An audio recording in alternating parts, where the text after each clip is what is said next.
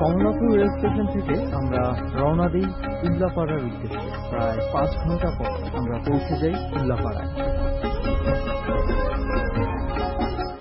আমরা এখানে নামলাম, ঠিক আছে, বাট আমাদের স্পট কিন্তু আমাদের কিন্তু অনেকখানি যাইতে হবে, হাঁটতে হবে এবং রিয়েল এক্সপিরিয়েন্স মানে অ্যাডভেঞ্চার শুরু হবে। কি লাগতেছে জানো তো, মানে এই যে উল্লাপাড়া টাইপ স্টেশনে আমরা ট্রেনে যেতে যেতে খালি এগুলো দেখি ম্যাক্সিমাম টাইম। মানে অনেকে হয়তো এখানে উদ্দেশ্য করে আসে, বাট আমি যাদেরকে চিনি এরকম কাউকে আমি শুনিনি যে উল্লাপাড়ায় যাবো। না, আমি নিজেও এখান দিয়ে গেছি কিন্তু কখনো নামা হয়নি এবং আমি জানতামও না এখানে কি আছে। একটা নতুন জায়গায়। এবং সবচেয়ে বড় কথা, এত রাতের বেলা এত ছোট একটা স্টেশনের মধ্যে তখন মানুষজন থাকে না, অন্যরকম কিন্তু একটা মজা আছে। একটু পরে আর একটাও মানুষজন থাকবে না, কারণ আমাদের সামনে অনেক দূর হেঁটে যেতে হবে। আমাদের এখন রেল লাইন ধরে মানে এমন একটা জায়গায় যেতে হবে যেখানে ট্রেন কখনো তো থামেই না, ইভেন মানুষও কখনো যায় না। অনেক পুরাতন একটা মসজিদ ওখানে ছিল, যেটাতে কিনা এখন আর কেউ থাকে না। এবং আমরা যেখানে যাচ্ছি আমরা একটা মানুষের কাছ থেকে শুনে যাচ্ছি সে কোনো একটা তার ইনসিডেন্টের কারণে সে সেখানে দৌড়ে যেতে বাধ্য হয়েছিল, তারপরে সে সেই ঘটনার সম্মুখীন হয়। সো আজকে আমরা সেখানেই যাব। চল তাহলে যাই। আর ঘটনা, ওই জায়গার ঘটনা তো এখন না, পরে। ওকে, পরে। রেল লাইন ধরে 2-3 কিলোমিটার হাঁটার পর আমরা পৌঁছে গেলাম আমাদের কাঙ্ক্ষিত জায়গায়। যে জায়গাটি সম্বন্ধে আমরা তেমন কিছু জানি না, বাট আমাদের কাছে মনে হয়েছে এই জায়গাটাই সেই জায়গা। ওকে, ট্রেন লাইনের ধারে বসে আছি আমরা। ট্রেন লাইন থেকে একটু দূরে। আমরা কিন্তু এই জায়গাটা মোটামুটি একটু আন্দাজেই আসতে হয়েছে। এটা আমার মনে হয় আমাদের শ্রোতাদেরকে তো আর করে লাভ নেই। আসলে এই জায়গাটার স্পেসিফিক কোনো নামও মনে হয় নাই, আসলেই নাই। আমরা জানি না, শুধু এতটুকু জানি ওখান থেকে হেঁটে আসতে হবে 2-3 কিলোমিটার। উনি একটা সাদা ওয়ালের কথা বলেছিলেন, ভাঙাচোরা। আমরা সেই সাদা ওয়াল দেখে থেমে গেছি, আমরা আর কিছু জানি না। রাইট। তো যাই হোক, আমরা সাথে যারা আছে তাদের কাছেই শুরু করি। শুধু এত সাদা ওয়ালের কাছে, যেখানে কেউ আসে না, যেখানে কোনো পথ নেই, রিক্সা নেই, গাড়ি নেই, ঘোড়া নেই, যেখান থেকে শুধু একটা ট্রেন লাইন চলে গিয়েছে আর মাঝে মাঝে ট্রেন চলে যায়, সেখানে ওই লোকটা কেন থেমেছিল এটা না হয় আরো পরে বলি। তবে এতটুকু বলি যে আজকে হয়তোবা ট্রেন লাইনের ধারে বসে ট্রেনের কোনো ঘটনাই আমরা যদি পেয়ে যাই, তাহলে হয়তোবা একদম টাইমিংটা খুব ভালো হয়ে যাবে। প্রথমে কার কথা শোনা যাবে, কার গল্প শুনবো? প্রথমে কি আমরা আশরাফুল ভাইকে দিয়ে শুরু করবো? Let's begin with okay. Well friends, আবারও ডর। আর ডর মানে আমাদের সাথে কোথাও না কোথাও থেকে কোনো না কোনো অতিথি এসে জয়েন করে এবং কোথাও না কোথাও বসে, অবশ্যই কোথাও না কোথাও বসে।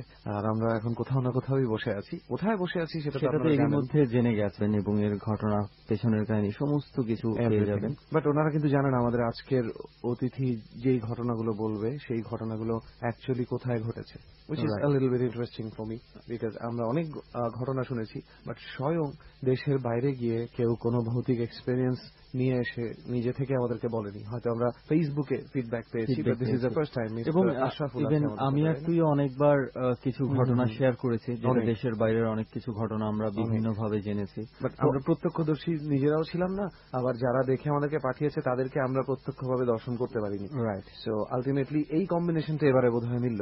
এই প্রথমবারের মতো আমরা এমন একজনকে ডরে গেস্ট হিসেবে পেয়েছি যে আমাদের জার্নিতে এসছে এবং সে যে এক্সপিরিয়েন্স গুলো তার বলবে, এক্সপিরিয়েন্স গুলো ঘটেছে দেশের বাইরে, ইউকেতে। সো আমরা একটু তার পরিচয়টা প্রথমে নিয়ে নিই। আমি আশরাফুল ইসলাম, আমি ইউকেতে ছিলাম ফর দ্য লাস্ট 5 ইয়ার্স। আচ্ছা। আমি ওখানে বিজনেস নিয়ে পড়াশোনা করছি, প্লাস হচ্ছে সাউন্ড ইঞ্জিনিয়ারিং করতাম। আমার ব্যান্ড ছিল, বেসিক্যালি আমি musician. Okay, right. As a musician আপনি ইউকেতে পড়াশোনা করেছেন, you must have led a really modern life. এই মডার্নাইজড লাইফের মধ্যে যখন কিছু একটা সুপারন্যাচারাল বা অলৌকিক কিছু যখন ঘটে, how did you first feel? Just এটা আমাকে একটু বলেন যে আপনার অনুভূতিটা কেমন ছিল যখন এই ধরনের একটা কিছু আপনি বিশ্বাস করতে বাধ্য হলেন। Actually this is really unexpected. কারণ হচ্ছে ওইখানে বেসিক্যালি এটা দেশ থেকে কখনো ভাবিনি যে ওখানেও কিছু এরকম থাকতে পারে, বাট মানে ওখানের বাড়িগুলা প্লাস হচ্ছে ওদের যে ট্রেডিশন গুলো দেখার পর অ্যাকচুয়ালি মানে জিনিসটা ফিল হয় প্রায় সময়। ওদের যেমন অনেক পুরানো ওদের মানে কুইনের বাড়ি অথবা যাই হোক, সবকিছু একটা ট্রেডিশনাল অনেক ইয়ে আছে। যেমন টাওয়ার ব্রিজে একটা জায়গা আছে, ওইখানে আগে এক সময় সব মানুষকে শাস্তি দেওয়া হতো, এখানে বিভিন্ন প্রকার টর্চার করা হতো। তো ওইখানে গেলে এখনো নাকি রাতের বেলা অনেক সময় অনেক মানুষ দেখে যে মানে কিছু একটা হচ্ছে, এই টাইপের অনেক অনেক অনেক কিছু খেয়াল করে। লন্ডন যে জায়গাটা ট্রেডিশনাল একটা জিনিস থেকে যায় ওখানে, তো দেখলেই একটা গাছি উড়ে ওঠার মতো কিছু কিছু প্লেস। মানে actually I should tell my listeners, আমি শ্রোতা বন্ধুদের একটু বলে রাখি যে ট্র্যাডিশনাল বলতে শাফুল ভাই যেটা মিন করছে, London is a very ancient city, অনেক প্রাচীন একটা শহর, এবং তাদের যে বিভিন্ন রকম মানে মনিউমেন্টস গুলো আমরা যেগুলো বলি অ্যাকচুয়ালি, যেমন আমরা ময়না মন্দিরে গিয়ে যেটা ফিল করি, হ্যাঁ, অনেক পুরোনো একটা মন্দিরে ঢুকলে বা একটা মসজিদ দেখলে আমরা যেটা ফিল করি, পুরো লন্ডন শহরটাই কিন্তু এভাবে, রাইট, অনেক পুরনো একটা শহর এবং অনেক ইতিহাস আছে, বিল্ডিং গুলোর স্ট্রাকচার থেকে শুরু করে সবকিছু একটা 200 থেকে 300 বছর পুরনো বিল্ডিং। এটার ইতিহাস অনেক পুরনো এবং অনেক বড় ইতিহাস, এবং সেই ইতিহাসের অনেক কৃতিত্ব আছে, অনেক জঘন্য ঘটনাও আছে, সবকিছু মিলিয়ে আছে। তো আমরা এমন কিছু ঘটনা শুনতে যাচ্ছি আশরাফুল ভাইয়ের কাছ থেকে, যেটা হচ্ছে বর্তমানে, যেটা আমরা আসলে কখনো লন্ডনের কথা চিন্তা করলে মানে ভৌতিক কোনো কিছু আমাদের মাথায় কখনো আসে না, অনেক সময় আসে না। তারপর আমরা শুনেছি অনেক লন্ডনে এই ধরনের ঘটনা ঘটেছে। আমার কাজিন স্টিল এখনো ওখানেই আছে এবং তার সাথেও কিছু ঘটনা ঘটেছে, but I am so happy যে আপনি ঘটনা আপনার সাথে ঘটেছে, আপনি ওইখানে এসে। অ্যাকচুয়ালি যারা থাকে সবাই কম বেশি ফিল করবে। What did you feel man? আচ্ছা, আমি ফার্স্ট যে কাহিনী যদি শুরু করবো, আমি যখন ফার্স্ট লন্ডনে যাই তখনের কাহিনী। আচ্ছা, ইট ওয়াজ 2010। তো আমি তখন নতুন নতুন গেলাম এখানে, তখন টাকা পয়সা ততটা বেশি ছিল না, জব ছিল না। আচ্ছা, তো একটা বাসা পেলাম, মানে হাউস বেসিক্যালি। তো এখানে একটা অলরেডি মানে একটা কাপল থাকে। আচ্ছা, তো ওরাও স্টুডেন্ট বেসিক্যালি। তো আমাকে নিচের যে লিভিং রুমটা আছে, লিভিং রুমটা আমাকে ইয়াতে দিলে খুব কম রেন্টে পেয়ে গেলাম আমি। সেটা কোথাকার ঘটনা বলছেন? লন্ডন? এটা হচ্ছে পপুলারে। ওকে, আচ্ছা। তো হচ্ছে এখন আমাকে যখন দিল তখন আমি বললাম ভাবলাম ভালো, এত কম দাম যখন নিয়ে নিলাম। তো ছিলাম প্রায় মাসখানেকের মতো ছিলাম। তো প্রায় সময় দরজায় আমি নক পেতাম। তো নক পাওয়ার পরে আমি আবার, আমার তো লিভিং রুমের সাথে একবার ডোর, তো আর ওরা ছিল উপরে। ডোর যখন ওপেন করতাম তখন দিয়ে কেউ নেই, প্রায় সময় এরকম নক পেতাম। স্পেশালি তখন আবার স্নোর টাইম ছিল। তো এখন অনেকদিন এরকম গেল। একদিন আমার এক ফ্রেন্ড আসছে আমার বাসায় বেড়াতে। তো ফ্রেন্ড আসার পরে আমাকে বলতেছে যে তুই এই বাসাটা আমি আসছিলাম আগে। আচ্ছা ভাই, একটা ইন্টারাপশন করি। আপনি নক শুনতে পেতেন সেটা অ্যাকচুয়ালি রাতের কোন সময়টাতে? রাতে বলতে 10টার পরে। 10টার পরে? যখনই নক শুনেছেন 10টার পরে? অবশ্যই 10টার পরে রাতেই। ওকে। একদিন আমার ফ্রেন্ড আসলো, ফ্রেন্ড আসার পরে বলতেছে এই বাসাটা আমি আগে আরেকবার আসছিলাম, তারপর কি জানো এই বাসার সম্পর্কে শুনছিলাম কিছু উল্টাপাল্টা। আচ্ছা, আমাকে এসব বলার পর আমি বলছি ঠিক আছে তুই একটু খবর নে, আমাকে জানাইস। বলে ঠিক আছে শিওর। মনে একটা তখন আর একটা এক্সট্রা ভয় হয়ে গেছে, কি হলো ব্যাপারটা কি। তো ওই দিন রাতে এরকম নক শুনলাম, তখন ওই দিন রাতে তো আর ভয়ে থাকতে পারতেছি না, প্রচন্ড ভয়। বিশেষ করে বন্ধুর কথা শোনার পরে আরো মানে কি না কি আছে এসে, আমি তো উপরের রুমে যারা আছে ওদেরকে গিয়ে বললাম যে এরকম এরকম সমস্যা। তো ওরা বললো না এরকম কোনো প্রবলেম নেই, কোনো সমস্যা নেই। নক হওয়ার কথাটা আপনি জানালেন। ওরা তো বেসিক্যালি উপরতলা থাকে, তো ওদের কোনো খবর নেই ব্যাপারে। তো ও ফ্রেন্ডটা জেনে আসলো মেইন কাহিনী যেটা, সেটা ছিল হচ্ছে এই বাড়িটাতে একটা বুড়ি থাকতো। তো বাইরে যেটা হয়, একটা মানুষের বয়স হওয়ার পরে ছেলেমেয়েরা তাদের সাথে থাকে না। বয়স হওয়ার কি মানে বিয়ে শাদীর পরেই কেউ থাকে না, 18+ হওয়ার পরে সবাই চলে যায় যে যার একদিকে। তো বুড়িটা নাকি একা একাই বাজার করতো, একা একাই খাওয়া দাওয়া যতটুকু করতে পারতো একা একাই করতো এই বাড়িতে। হ্যাঁ, এই বাড়িতেই। বেসিক্যালি এটা বুড়ির বাড়ি ছিল। এখন এক সময় 7-8 দিন হয়ে গেছে, কারো মানে মহিলার খবর নেই, সে ঘর থেকে বের হয় না। তো এখন অনেকে বিষয়টা খেয়াল করছে, ব্যাপারটা কি মহিলা তো কয়েকদিন আসে না, এতদিন মানে দেখা যায় না কেন মহিলাকে। তো মানে খুব একটা গন্ধ বের হয়ে গেছে রুমের থেকে, মানে বাইরে থেকে যারা এই বাসা পাশে যায়। মানে উনি কি মানে মৃত অবস্থায় পৌঁছে গিয়েছিলেন? পরে পুলিশ আসলো, 911 কল করা পরে দরজা খুলে দেখা যায় একদিন পেটের সাথে মিশে গেছে মহিলা, পচে লাশটা, এরকম একটা অবস্থা। আচ্ছা, apart from the horror things, এটা কি লন্ডনে আপনি যে লাইফস্টাইলটা বললেন, তার মানে অনেক বুড়ো বুড়ি তো মনে হয় বিভিন্ন বাসায়, এটা খুবই কমন থিং, রাইট? আচ্ছা, যাই হোক। তো মানে অনেকদিন এরপর বাসাটা খালি ছিল, এরপর তো বেসিক্যালি বাসাগুলো কাউন্সিলের হাতে চলে যায়, কাউন্সিল গুলো ভাড়া দেয়। কয়েকটা ছেলে ভাড়া নিল, এরকম স্টুডেন্ট ছিল ওরা আমার মতো, পুরো বাসাটা ভাড়া নিচ্ছে 5-6 জন এরকম হবে। তো ওরা প্রায় সময় এরকম নকের সাউন্ড পেত। ওরা চিন্তা করলো কে নক করে, এরকম কে শয়তানি করে। তো ওরা 2 তলা থেকে জানলা থেকে খেয়াল করলো তাকে কে আসছে দেখার জন্য। দেখতেছে একটা বুড়ি, সাদা ধবধবে একটা বুড়ি, মানে একটা স্যুট পরা, সে নক করতেছে। কোথা থেকে দেখতে পেয়েছে? তার উপর থেকে, উপরে জানলা থেকে ইয়াটা দেখা যায়, এন্ট্রান্সটা দেখা যায় দরজার। পরে সবাই তো ভয় পেয়ে গেছে, দরজা খুলে দেখে কেউ নাই। তো এরপর থেকে আবার কি হলো, নক করে বলতেছে please open the door I am cold, please open the door I am cold, এরকম পুরো একটা বুড়ির সাউন্ড। তো দরজা যখন খুলে তখন দেখে কিছু নেই। আমি দুঃখিত, আমার লিসনারদের জন্য একটু ট্রান্সলেট করে দিই। হ্যাঁ, sure. যে বুড়ি দরজা নক করে বলছিল যে আমার খুব ঠান্ডা লাগছে, আমাকে ভেতরে ঢুকতে দাও, দরজা অনেক খোলো। স্নোফল ছিল তখনও, স্নো পড়তেছে এরকম ঠান্ডা, দরজা খুলো, কিন্তু দরজাটা যখন খুলে তখন দেখে যে মানে কেউ নাই। হ্যাঁ, তো তারপরে তারা অনেক খুঁজে টুজে আসল কাহিনী জানতে পারে। তারপরে তারা পরের দিনে বাসা ছেড়ে দেয়। যেদিন কাহিনী ওর কাছে শুনলাম সেদিনই আমি বাসা টাসা ছেড়ে অন্য বাসায় চলে গেছি। তো এই ছিল বেসিক্যালি কাহিনীটা আর কি। ওই নক ছাড়া আপনি নিজে কখনো সেই বুড়ি না, মহিলাকে আমি দেখেননি? কখনো কথা শুনিনি, বাট নকটা শুনেছি। বাট এই নকটা আপনি যাওয়ার আগে যারা এই বাসা আগে থেকে ছিল বেসিক্যালি আমি আসার আগে 3-4 মাসের মতো বাসাটা খালি ছিল। ওকে, শুধু ওই কাপলটাই হ্যাঁ, থাকতো? কাপলটাই একসাথেই, বেসিক্যালি আমরা একসাথে মানে মোটামুটি একই সাথে শিফট হ্যাঁ হয়েছে। হ্যাঁ হ্যাঁ। ওকে, তো তারা কি তখন ওই বাসায় ছিল? এরপর আমি আরো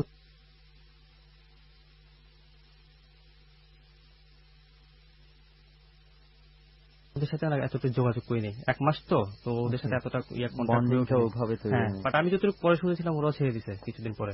আচ্ছা, তো আশরাফুল ভাই এছাড়া আর কোনো ঘটনা যেটা সাক্ষী আপনি নিজে হয়েছেন? হ্যাঁ, আমি তখন একটা রেস্টুরেন্টে কাজ করি, এটা হচ্ছে অক্সফোর্ড সার্কাসে।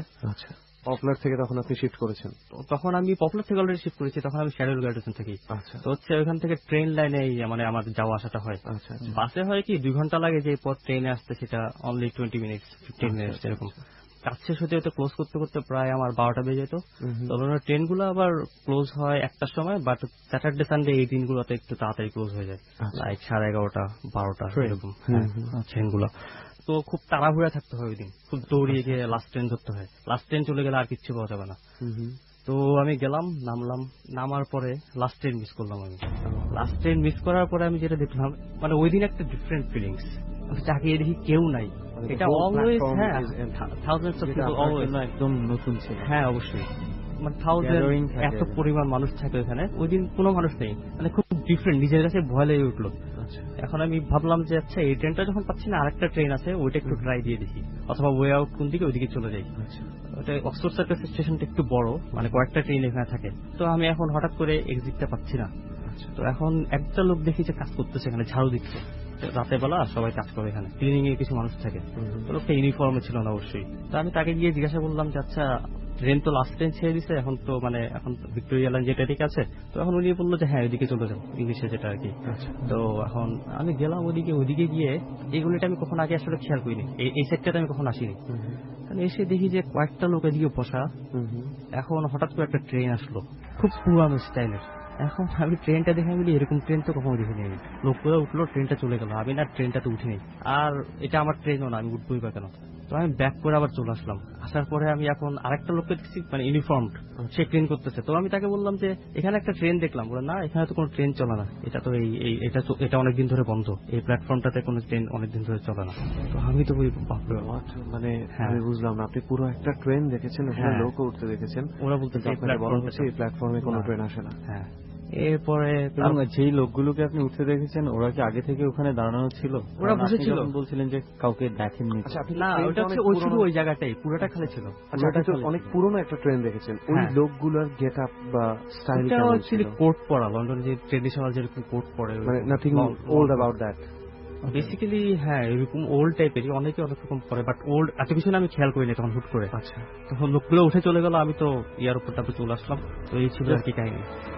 পুরো ইন্টেনশনটা ছিল ট্রেনের দিকে, হয়তো বা তাহলে আমরা এখন শুনতে পাই। তারপরে আমি বাসায় এসে তো আমার আন্ডারগ্রাউন্ড নিয়ে অনেক একটা ইয়া জাগলো। তারপরে আমি ইউটিউবে গেলাম, অনেক ডকুমেন্টারি দেখলাম, আরো কিছু ঘটনা পেলাম। তারপরে আমি অবশ্য অনেকের সাথে যোগাযোগ করছি এই ব্যাপারে। অনেকেই বলছে মানে লন্ডনে আন্ডারগ্রাউন্ড নিয়ে অনেক কাহিনী আছে। এখানে নাকি অনেক যারা কাজ করে এখানে, তারা নাকি রাতের বেলা দেখা যায় মানে ক্লোজিং, মানে 12:30 পরে বেসিক্যালি কোনো কাজই চলে না। কিছু থাকে ট্র্যাক গুলো চেক করার জন্য, কিছু মানুষ ক্লিনিং এ থাকে, জাস্ট দ্যাটস ইট। মানে ভয়। কিছু মানুষ সিসিটিভিতে অনেক মানুষ দেখতে পায় হঠাৎ করে, ইভেন নাকি অনেক শব্দ শুনতে পায়, মানে মনে হয় যে অনেক মানুষ কাজ করতেছে, অনেক মানুষ ট্রেনের জন্য অপেক্ষা করছে। মাত্র একটা ট্রেন এসে হ্যাঁ, থামলো, হই হুল্লোড়, এই ধরনের হই হুল্লোড়ের কথা। ট্রেন এসে থামলো নাকি এরকম কিছু শুনি নেই, বাট অনেক মানুষের শব্দ, মানে কথাবার্তা বলতেছে, ইয়া করতেছে। আমি হই হুল্লোড়ের কথা বললাম কারণ এই ব্যাপারটা আমাকে আমার কাজিন বলেছে যে কিছু স্টেশনে নাকি রাত্রেবেলা হঠাৎ করে যারা কাজ করে, উনি যেটা বললেন আমি জানতাম না, ট্র্যাকে কাজ করে, আমি জানতাম এমনিতে হয়তো সিকিউরিটি গার্ড হিসাবে। ও তখন প্রথম গিয়েছে, তো আমাকে বললো যে যারা ওইখানে রাতে থাকে এরকম নাকি হঠাৎ টানেলের মতন আছে ভিতরে, হ্যাঁ, টানেল। তো মনে হয় যেন এখনই টানেল থেকে ট্রেন বের হবে, এরকম হ্যাঁ, একটা ফিলিংস আসে, feeling কিন্তু সব কিছু জায়গায়। আসে না, এরকম একটা অনেক সময় হয়। এবং সিসিটিভিতে অনেকে দেখতে পাচ্ছে, অনেক লোক বসে আছে, তো ওরা চেক করতে গেছে এত রাতে কে মানে ভিতরে আটকা পড়লো নাকি, গিয়ে দেখে আসলে কেউ নেই। পরে আরো একটা কাহিনী আমি যেটা পেয়েছি সেটা হচ্ছে, একটা লোক একবার মানে এরকম কাজ করতেছিল টানেলের ভিতরে। কাজ করার সময় সে বুঝতে পারে না লাস্ট ট্রেনটা যে একটা বাকি আছে। তো সে কাজ করতে করতে এমন সময় হঠাৎ করে ট্রেনের নিচে সে চাপা পড়ে লোকটা। সে টের পায়নি ট্রেন আসছিল? অ্যাকচুয়ালি সে হয়তো হেডফোনে কাজ করতে, এত কিছু আমি ডিটেলস শুনিনি, বাট লোকটা চাপা পড়ছে ট্রেনে সামহাও। তো চাপা পড়ার পরে এগুলো আসলে মানে বুঝলাম না আমি এই ব্যাপারটা। না, এটা হচ্ছে হয় অনেক সময়, যেমন তুই একটা জিনিস দেখ যে আমরা আমাদের এখানে দেখি যে ট্রেনে অনেক সময় কাটা পড়ে, তো এটা তাহলে তো আমরা বলতে পারি যে এই লোকগুলো কি দেখে নাই? না, এগুলো তো অ্যাক্সিডেন্ট, যারা ওখানে কাজ করছে, তুই যদি ট্রেন লাইনেই থাকিস you should feel the sound. না, এটাও একটা অ্যাক্সিডেন্ট ধরে নিতে হবে। সামহাও সে অ্যাক্সিডেন্ট, আপনারা এই কাহিনীটা অবশ্যই পাবেন, অনলাইনে সার্চ করলে কাহিনীটা পাবেন। তারপর থেকে যে যারাই মানে এরকম চালায় ট্রেনকে, চালানোর টাইমে ওই লোকটাকে দেখতে পায়, মানে দেখা যায় যে একজন কাজ করতে, ড্রাইভার দেখতে পায়। হ্যাঁ, ড্রাইভার দেখতে পায়। দেখে তারা অনেক সময় ট্রেন থামিয়ে দিচ্ছে, কিন্তু দেখে যে মানে কেউ নেই, এরপরে দেখে কেউ নেই। এরকম মানে কাহিনীটা আছে অলরেডি অনলাইনে, অনেক ড্রাইভার নিশ্চয়ই সেই একই লোককে দেখতে হ্যাঁ, পেয়েছে। একই লোককে দেখতে পেয়েছে, মানে যেরকম যে গেটআপে ছিল সেই ওইরকম গেটআপে, মানে লোকটা কাজ করতেছে এভাবে দেখতে পেয়েছে, কিন্তু কিছু নাই। আর কোন ধরনের কোন এক্সপেরিয়েন্স কি আপনার আছে? একটা গেল আন্ডারগ্রাউন্ড এক্সপিরিয়েন্স, এরপরে যেটা বলবো আমার অফিসের এক্সপিরিয়েন্স, মানে যেটা আসলে বললে না মানে আপনাদের হয়তো বিশ্বাস করতে মন চাবে না, অনেকেই হয়তো বিশ্বাস করতে চায়নি। না, আমরা এমন অনেক ঘটনাই আমরা পাই আপনি একদম জিনিসটা কাইন্ড অফ ফানি, সেটা হচ্ছে তখন আমি অফিসে জব করি, মানে অফিসটা কি আমার আঙ্কেলের অফিস, এটা হচ্ছে 3 স্টোরি বিল্ডিং। তো হচ্ছে সেকেন্ড ফ্লোরে আমার আঙ্কেলের ল চেম্বার, ল ফার্ম। ফার্স্ট ফ্লোরটা তো হচ্ছে তখন উনি নতুন একটা বিজনেস আমার সাথে শুরু করছে তখন, সেটা হচ্ছে বেসিক্যালি ইংলিশ এডুকেশন থাকে, যেমন IELTS বিভিন্ন সার্টিফিকেট কোর্স গুলো। হ্যাঁ, তো ওখানে তখন আমি শুরু করছি নতুন, তো আমি বসতাম রেগুলার, তো আমি ছাড়া বেসিক্যালি কেউই থাকতো না ফ্লোরটাতে। প্রায় সময় দেখা যেত উপর থেকে যে কলিগ গুলো ছিল ওরা মাঝে মধ্যে এসে আমার সাথে আড্ডা দিত, এরকম কিছুই। তো একদিন মানে ফ্রাইডে, তো end of the week, Saturday Sunday weekend, তো হচ্ছে ফ্রাইডে সবাই আমরা খুব হ্যাপি। আমি চিকেন আনলাম বাইরে থেকে, ড্রিঙ্কস এই ধরনের অনেক কিছু তো এনে আমাদের খাওয়া হয় সন্ধ্যার দিকে, সেটা মানে অফিস ক্লোজে কিছুক্ষণ আগে। তো প্রায় 20 পিস এরকম হবে, এরকম চিকেন আনছি, খাইলাম সবাই। খাওয়া দাওয়ার পরে আবারও সেম ভাবে বেসিক্যালি হয় কি, ওরা একটা কাগজের প্যাকেট থাকে, ওই প্যাকেটটা আবার একটা পলিথিনে ভরে দেয়। ঠিক আছে, আমরা খাইলাম, সব খাওয়ার পরে আবার হাড্ডিগুলা আমরা আবার ওই প্যাকেটেই ফেলে পলিথিনটা আবার ক্লোজ করলাম আমি নিজেই। ক্লোজ করে আবার আমি সেটা আবার একটা বালতিতে একটা কালো বিন থাকে, বিনের ভিতরে রাখলাম। তো রেখে অফিস ক্লোজের টাইমে, তো ওই দিন আবার বিন নিতে আসেনি, তো বিন আসলে বেসিক্যালি ওখানে রাখা যায় না, মানে বিন নিতে গাড়ি আসে। তো এখন আমি বিনটা ক্লোজ করে ওইভাবে রেখে চলে গেছি ওই দিন। এখন অফিস ক্লোজ করে, অফিসের চাবি বেসিক্যালি আমার কাছেই, অফিসের চাবি আর কারো কাছে নেই। এখন স্যাটারডে গেল, সানডে গেল, মানডে আসার পরে অফিসটা খুলে আমি দেখি যে দরজার সামনে একটা হাড্ডি, মানে খুব চাবানো, খুব বিদঘুটে ভাবে চাবানো অবস্থা, মানে তাও আবার ফুল নেই, মানে হাফ, হাড্ডির হাফ, আর একটা হাফ ওদিকে পড়া, এরকম 3-4টা আমি হাড্ডি পেলাম রুমে আমার অফিসে। তো এক পর্যায়ে মনে করলাম যে হয়তো কেউ খেয়ে হয়তো ফেলছে। পরে আবার চিন্তা করলাম না, আমি তো ঝাড়ু দিছিলাম, ব্রাশ করা হয়েছিল অফিস শেষ করার পরে। তো আমি গিয়ে বসলাম, অফিস করতেছি। যাক, এখন ওই দিন ক্লোজের টাইমে আমি বিনটা হাতে নিলাম, দেখি যে বালতি যেটা, মানে বিনের ঝুড়ি যেটা, ঝুড়িতে দেখি যে সেম ওয়েতে ওইভাবে হাড্ডি, অনেকগুলো হাড্ডি একসাথে পড়ে আছে ওখানে, একদম চাবানো, এমন ভাবে চাবানো যে হাড্ডির ভিতরে যে অংশগুলো যেগুলো থাকে ওগুলোও নেই, মানে খুব বোঝা যাচ্ছে, মানে খুব ভালোভাবে চাবানো, মানে একেবারে মজ্জাগুলো শুষে নেওয়া, একেবারে শুষে নেওয়া হয়েছে। কিন্তু পলিথিন কি ওভাবেই ছিল? পলিথিন যেভাবে বাঁধা ছিল ওইভাবে বাঁধাই গেছে, সবকিছু যেভাবে ছিল ওইভাবে আছে। তো ওইটা দেখে আমি আবার পলিথিনটা খুললাম, পলিথিন খুলে ভিতরে আরেকটা পলিথিন ওইটাও খুললাম, তারপরে ব্যাগটাও খুললাম। ব্যাগটা খোলার পরে আমি দেখি যে মানে ওখানে একটাও হাড্ডি নেই। আমার প্রশ্ন, মানে এখন আমি উপরে গেলাম, আঙ্কেলকে বললাম, কয়েকজনকে বললাম যে এরকম এরকম ঘটনা। এখন ওরা বলতেছে হয়তো এটা ইঁদুর হয়েছে অথবা এই ধরনের কিছু ইঁদুর হবে। You call that funny man? যখন এটা হাড্ডির কথা আসে, চিকেন খাওয়ার ব্যাপারটা আসে, বেসিক্যালি হরর বলতে আমরা যেটা বুঝি সেটা হচ্ছে কিছু একটা দেখা এই সেই, কিন্তু আমাদের উচ্ছিষ্টাংশ, হ্যাঁ উচ্ছিষ্টাংশ খাবে, এই জিনিসটা আসলে একটু আমার কাছে খুব মানে ফানি না, মানে আমার কাছে যেটা মানে of course it is kind of a funny part, but ব্যাপারটা হচ্ছে কিছু একটা এক্সিস্টেন্স তো ছিল। হ্যাঁ, সে হয়তো ফানি একটা অ্যাক্টিভিটি করেছে, কিন্তু অ্যাক্টিভিটি তো কেউ করেছে। অ্যাক্টিভিটিটা হয়তো ফানিও না, আমরা চিন্তা করছি এইভাবে, কিন্তু ঘটনা হচ্ছে যে আপনি কি এটা কোনোভাবে আরো কিছু ইনভেস্টিগেট করার চেষ্টা করেছেন বিষয়টা আসলে? হ্যাঁ হ্যাঁ, কোনো লজিক, কোনো এক্সপ্লেনেশন? ফার্স্টে তো আঙ্কেলকে বললাম, সে বিশ্বাস করেনি। যখন তাকে নিচে আনলাম, সে হাড্ডিগুলো দেখে সে চুপ হয়ে গেছে, সে আর কোনো মুখ দিয়ে কথা বলতেছে না, মানে সে বুঝতে পারছে আসলে সামথিং ইজ রং। হয়তো সে আগেও কিছু এক্সপিরিয়েন্স করছে ফ্লোর নিয়ে। এটা বেসিক্যালি খালিই থাকে, অনেকদিন ধরে খালি। পরে আমি সিসিটিভি ফুটেজ গুলো চেক করলাম, এখন 2 দিনের লং ফুটেজ, এত কিছু তো আর চেক করা যায় না। যাক, এখন আমি তো ফ্রাইডে নাইটটা আমি চেক করলাম। ফ্রাইডে নাইটটা চেক করতে করতে হঠাৎ এক পর্যায়ে দেখি যে ঝুড়িটা ছিল, ঝুড়িটা বেসিক্যালি আমার টেবিলের পিছনে থাকে। আচ্ছা, ঝুড়িটা হঠাৎ করে মুভ করে এদিকে আসলে একবার, এইভাবেই ছিল, আবার মুভ করে ওদিকে চলে গেল অটোমেটিক্যালি। হ্যাঁ, বাট সিসিটিভি ডার্ক তো অতটা, মানে নাইট ভিশন আছে কিন্তু এতটা ক্লিয়ার ভাবে বোঝা যায় না। আর কি হলো, এতে কিছু মুভমেন্টটা বোঝা গেছে, এতটুকুই দেখলাম। পরে আর এটা নিয়ে আর ফার্দার কোনো ইয়ে করিনি। তারপরে আপনি সেখানে অফিস করেছেন আবার? বেসিক্যালি এরপরে একা বসতে ভয় পেতাম, তো কাউকে না কাউকে হয়তো ডেকে রেখে আনতাম। দিনের বেলা না অ্যাকচুয়ালি আলো থাকে তো, মানে ওইভাবে জিনিসটা লাগে না।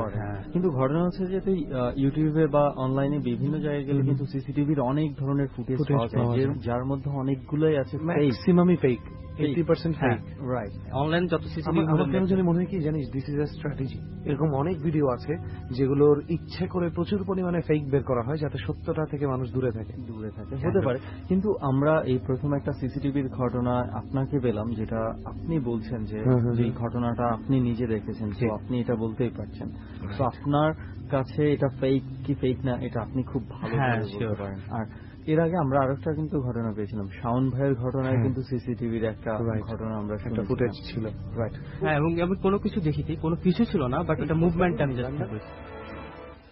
যাক, এটা গেল। তারপর হচ্ছে যে কাহিনীটা বলবো, এটা হচ্ছে আমার লাস্ট, এর মাঝখানেও কিছু ছোট ছোট অনেক কিছুই আছে, তো ওগুলো আমি স্কিপ করি। তো লাস্টে আমি আসার ঠিক 10-15 দিন আগে, যখন আমি টিকিটটা মাত্র কাটলাম, আমি বেসিক্যালি মিউজিশিয়ান, যেহেতু আমার গিটার আছে ঘরে, স্পিকার, তারপর হচ্ছে কিবোর্ড, সবকিছু আমি প্যাক করে পাঠিয়ে দিয়েছি দেশে। তো পাঠাবো, রুমটা খালি, ওইরকম রুমে কিছুই নাই। তো আমার যে ঘরটা ছিল, ঘরটা আমি 3 মাস ধরে থাকি তখন। ঘরে বেসিক্যালি পুরা বাসায় প্রায় 7-8টার মতো রুম, পিছনে একটা গার্ডেন আছে, সামনে পার্কিং স্পেস।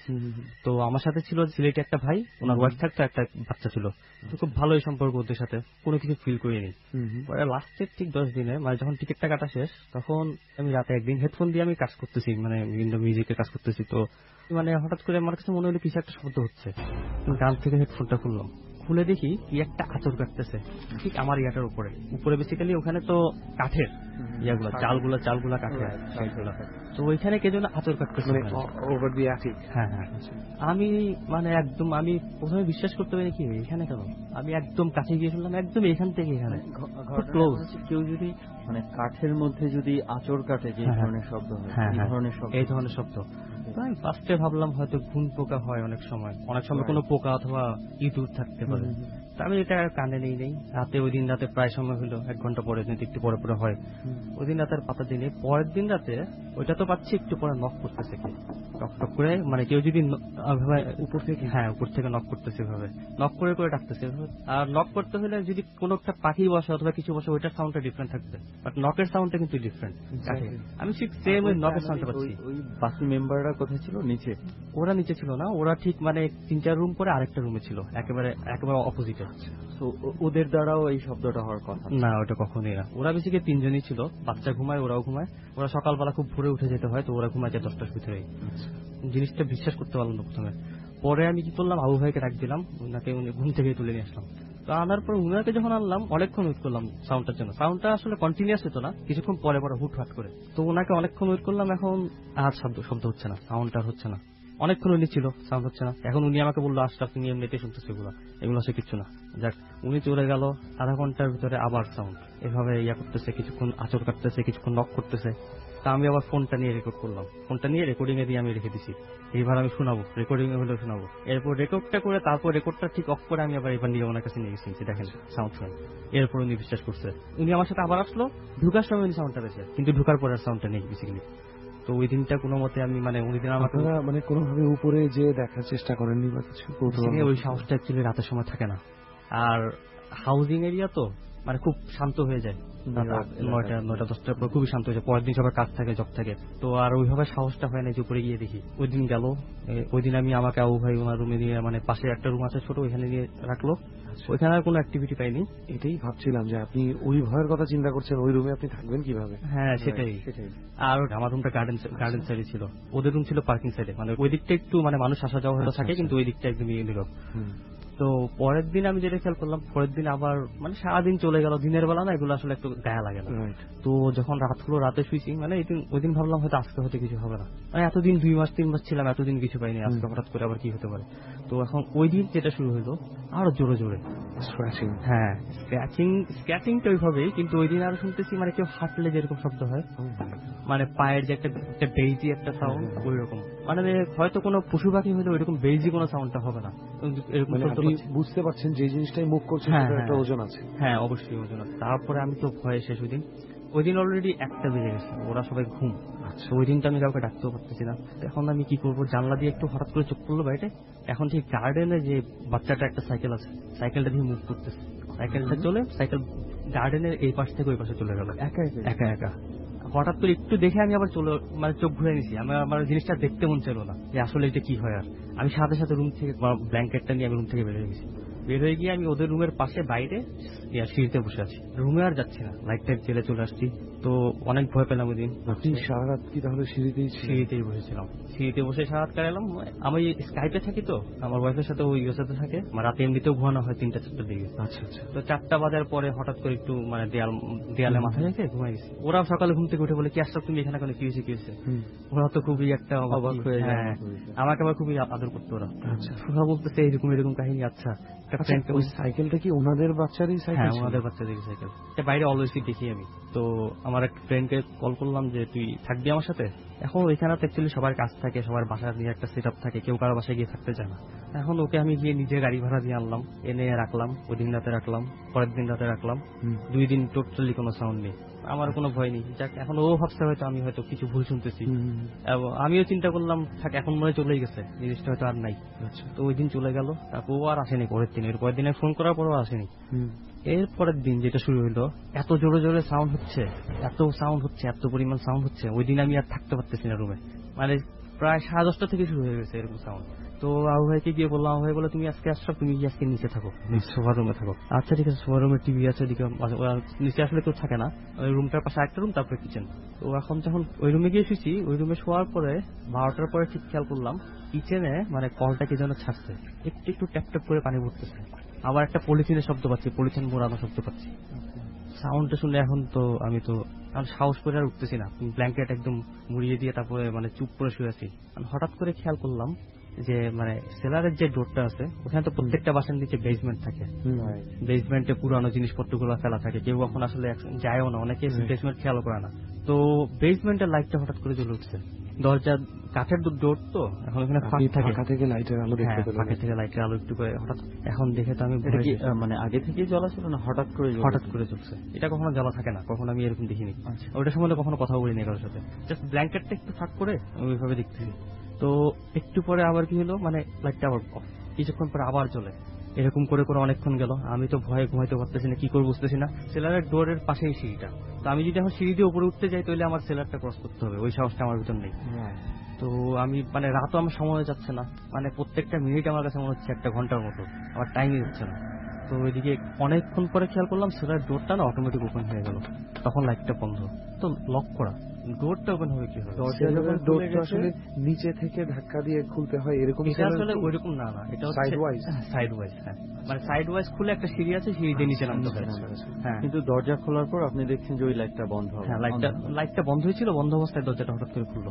এরপরে কি কতটা দেখলাম, হঠাৎ করে কিছু ছায়ার মতো, মানে আমি আকৃতি ঠিক বলতে পারবো না, কয়েকটা মানে কিচেনের দিকে চলে গেল, বেসমেন্ট থেকে বের হয়ে। হ্যাঁ, বেসমেন্ট থেকে, মানে ওদিক থেকে, বেসমেন্ট তো দেখা যাচ্ছে না, জাস্ট আমি পাশ থেকে দেখতেছি কতগুলো জিনিস এভাবে চলে, এভাবে মানে গার্ডেনের দিকে, কিচেনের দিকে গার্ডেন, এখান থেকে গার্ডেনের তো কিচেনের দিকে চলে গেল। আমি ওইটা দেখি, তো আমি কোনোভাবে রাতটা শেষ করলাম ওই দিন রাতে। ও একটা পর্যায়ে ঘুমাই গেছি, কিভাবে আমি যাই না। তো সকালে ঘুম থেকে উঠে আমি এই কথা বললাম, পরে আমি আর ছিলাম না ওই বাসায়। যাক, এটা ঘটনাটা বলার পরে আমি আবু ভাইকে যখন ঘটনাটা বললাম, সে আমাকে সেম কাহিনীটা বললো। একদিন নাকি উনি শুয়ে আছে রাতে, আমার ওয়াইফটা ঘুমাই গেছে, উনি দেখতেছে, মুভি দেখতেছে। তো হঠাৎ করে দেখে যে সেলার লাইট চলে, উনি গিয়ে সেলারটা খুলে লাইটটা বন্ধ করে আবার এসে শুয়েছে। একটু পরেই আবার দেখে যে লাইটটা আবার জ্বলে উঠছে। মানে ভয়। যাক, ওরপরে আমি আবু ভাইকে যখন ঘটনাটা বললাম, সে আমাকে সেম কাহিনীটা বললো। একদিন নাকি উনি শুয়ে আছে রাতে, আমার ওয়াইফটা ঘুমাই গেছে, উনি দেখতেছে, মুভি দেখতেছে। তো হঠাৎ করে দেখে যে সেলার লাইট চলে, উনি গিয়ে সেলারটা খুলে লাইটটা বন্ধ করে আবার এসে শুয়েছে। একটু পরেই আবার দেখে যে লাইটটা আবার জ্বলে উঠছে। পরের দিন কি করছে, একটা হুজুর থেকে একটা ইয়াসিন সূরা একটা এনে এখানে লাগাই দিয়েছিল। এরপর নাকি এই জিনিসটা আর হয়নি। সেম ঘটনাটা আমি আবু ভাইয়ের কাছে পরে পাইলাম। এরপরে আর এই বাসায় ছিলাম না, 2 দিন হোটেলে থেকে তারপরে চলে আসলাম আর কি দেশে। বাংলাদেশে ছিল। হ্যাঁ, এই ছিল একদম লাস্ট ঘটনা। ওকে, মানে আমরা আজকে সরাসরি কিছু ঘটনা শুনলাম, মানে একদম প্রত্যক্ষদর্শী। একদম মানে যারা শুনেছে তারা নিশ্চয়ই ঘটনাগুলোর মানে কতটুকু বিশ্বস্ততা আছে এটা তার কথা শুনলেই বুঝতে পারবেন। মানে আমার এখন পর্যন্ত অনেক অনেক অনেক huge number of horror movies দেখা আছে। তার মধ্যে আমি সবসময় যেটা নাম বলি, দ্য কনজিউরিং, আমার খুব পছন্দ। ওইটার ঘটনাও কিন্তু এরকম একটা সেলারেই শুরু হয়। হ্যাঁ, সেলারি।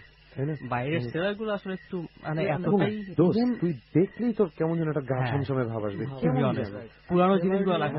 ওই বেসমেন্ট নিয়ে অনেক ডকুমেন্টারি আছে, সার্চ করলেই আপনি শত শত ডকুমেন্টারি পাবেন যে এই বেসমেন্ট। আর দেখা যায় যে এর আগে যারা ছিল, তার আগে যারা ছিল, তার আগে যারা ছিল, তাদের অনেক জিনিস পড়ে থাকে সেলারে। সেলারটা বেসিক্যালি কেউ টাচ করে না, তো মানে সেলারটা যায় না। এবং আমার যে আমি যে বললাম আমার ফ্রেন্ড থাকতো এখানে, আমার কাজিন, ওর 4-5টা ফ্রেন্ড মিলে ওরা যে ভাষা থাকতো, ওরা ইভেন উল্টা পাল্টা ধরনের মজা করতো। যেমন মনে কর ওদের নাকি এরকম একটা সেলার রুমে কিছু একটা ওরা ফেলে দিলে ওটা আবার পরের দিন দেখা যেত যে গেটের সামনে সিঁড়িতে এনে রাখা, যে এটা এখানে ফেলো না, এরকম একটা ব্যাপার। কেউ হয়তো গুছিয়ে এনে রেখে গেছে। ইটস নট লাইক কোনো অ্যাটাকিং ব্যাপার নেই, কিন্তু ওই কাপড়টা হয়তো একটা রুমাল ফেলে দিয়েছে নিচে অন্ধকারের মধ্যে, সেটাও গেটের সামনে রাখা। আচ্ছা, সেলার নিয়ে যখন কথা আসলো, আমার একটা ফ্রেন্ডের কাহিনী বলি।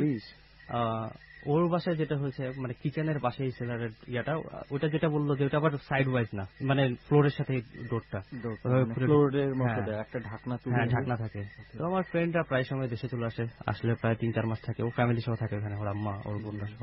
তো আমার ব্যান্ডের যে লিড গিটারিস্ট আর কি, তো এখন একদিন কি হয়েছে, ওরা মানে ঢাকা চলে গেছে। ঢাকা চলে যাওয়ার, ঢাকা থেকে যখন ব্যাক করলো এখানে দেখতেছে যে সেলারের ডোর খোলা। সেলারের ডোর কিন্তু অলরেডি কার্পেটের নিচে, কার্পেট সরানো, সেলারের ডোর খোলা। তো ওইটা দেখে ঘরের কি অবস্থা?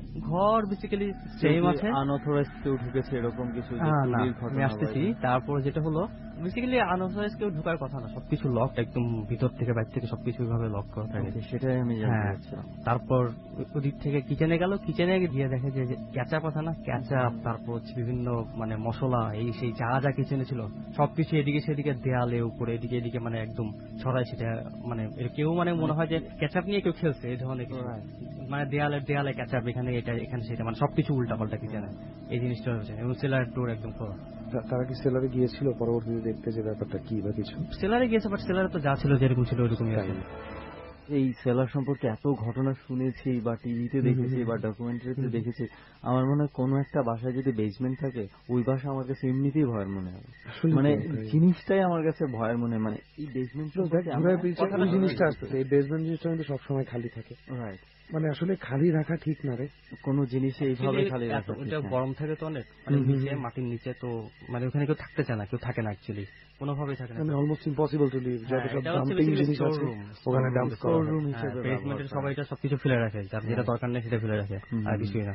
তো আশরাফুল ভাই, আপনি ইউকে তে ছিলেন 5 বছর, আপনার তার মধ্যে এই এক্সপেরিয়েন্স গুলো হয়েছে, আর সেটা আপনি বাংলাদেশে আসার পরে আমাদের সাথে শেয়ার করেছেন। থ্যাঙ্কস আ লট। আমার আসলে ইচ্ছে ছিল অনেকদিন থেকেই, আমি ডটটা শুনি, ডটটা শুরু থেকে আমি শুনতেছি, ফার্স্ট এপিসোড থেকে শুনতেছি। আপনি কি ইউকে থেকে এটা শোনা? আমি ইউকে থেকে আসার পরে ডটটা শুরু হয়েছে।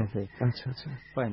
তবে একটু জানিয়ে রাখি যে আশরাফুল ভাই কিন্তু আমাদের সাথে যুক্ত হচ্ছে ফেসবুকের মাধ্যমে। ফেসবুকে আশরাফুল ভাইয়ের সাথে আমার কথা হচ্ছিল, উনি ইনবক্স করেছেন, দেন কথা হয়েছে, ফাইনালি পেলাম ওনাকে।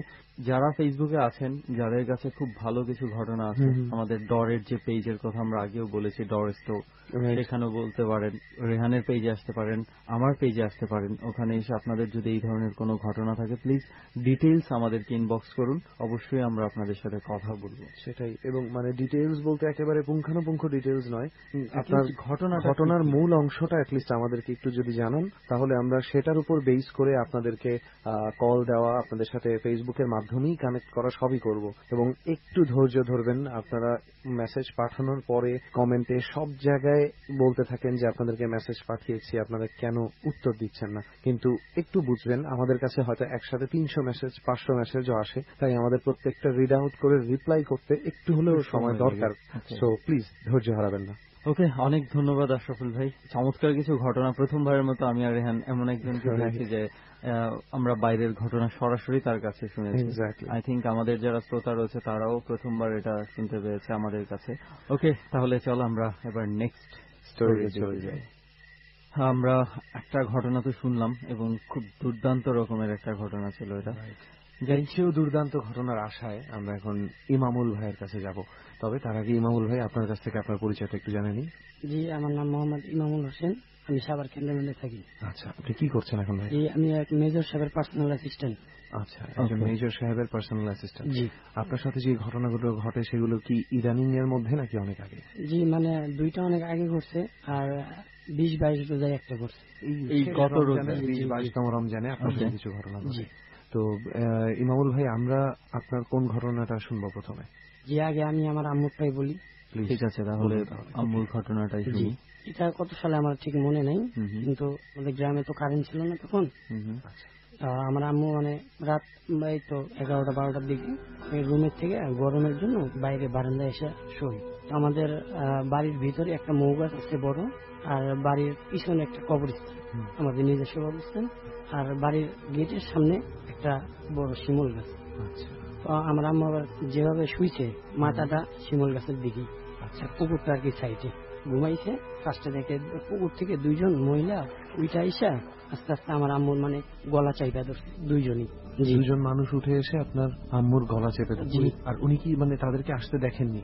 না, মানে উনি ঘুমে ঘুমে সব দেখতেছে। আচ্ছা আচ্ছা আচ্ছা, মানে উনি ঘুমে দেখছে, স্বপ্নের মতো দেখছে যে দুজন আসছে ওখান থেকে এসে ওনাকে চেপে ধরেছে। তারপরে আমার আম্মু তো লড়তে পারতেছে না, কিছুই করতে পারছে না। তো আমার বড় আপু ছিল রুমে, উনি কি কারণে জানি বাইর হয়, বাইরে হয়ে আমার আম্মুকে দেখে ওখানে শোয়া। তো আম্মুকে টাচ করে আম্মু জ্ঞান পায়। উনি কি অবস্থায় দেখে? আপনার উনি দেখে আমার আম্মু মানে একদমই শর্ট শুয়ে রয়েছে, লড়াচড়া কিচ্ছু নাই, ঠিক আছে। তখন আমার আম্মু টাচ করে যে আম্মু তুমি এখানে কেন? তোমার আম্মু মানে লাভ দেওয়া ওঠে, যা আমার গলা কে জানি চাপ দিয়ে ধরছিল। পুকুর থেকে দুইজন উইটা আসছে, আমি খুব ভয় পাইছি।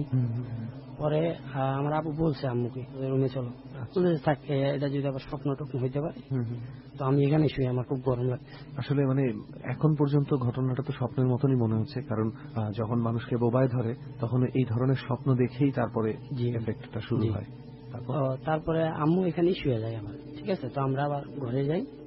তো তার প্রায় 15 মিনিট পরে আবারও মানে একটা জানলা আছে বারান্দায় একদম মাথার কাছে, এই জানলা দিয়া কেউ একজন হাত ঢুকাই দিয়া আম্মুর আসল ধরে টানতেছে শুয়ে থাকা অবস্থায়।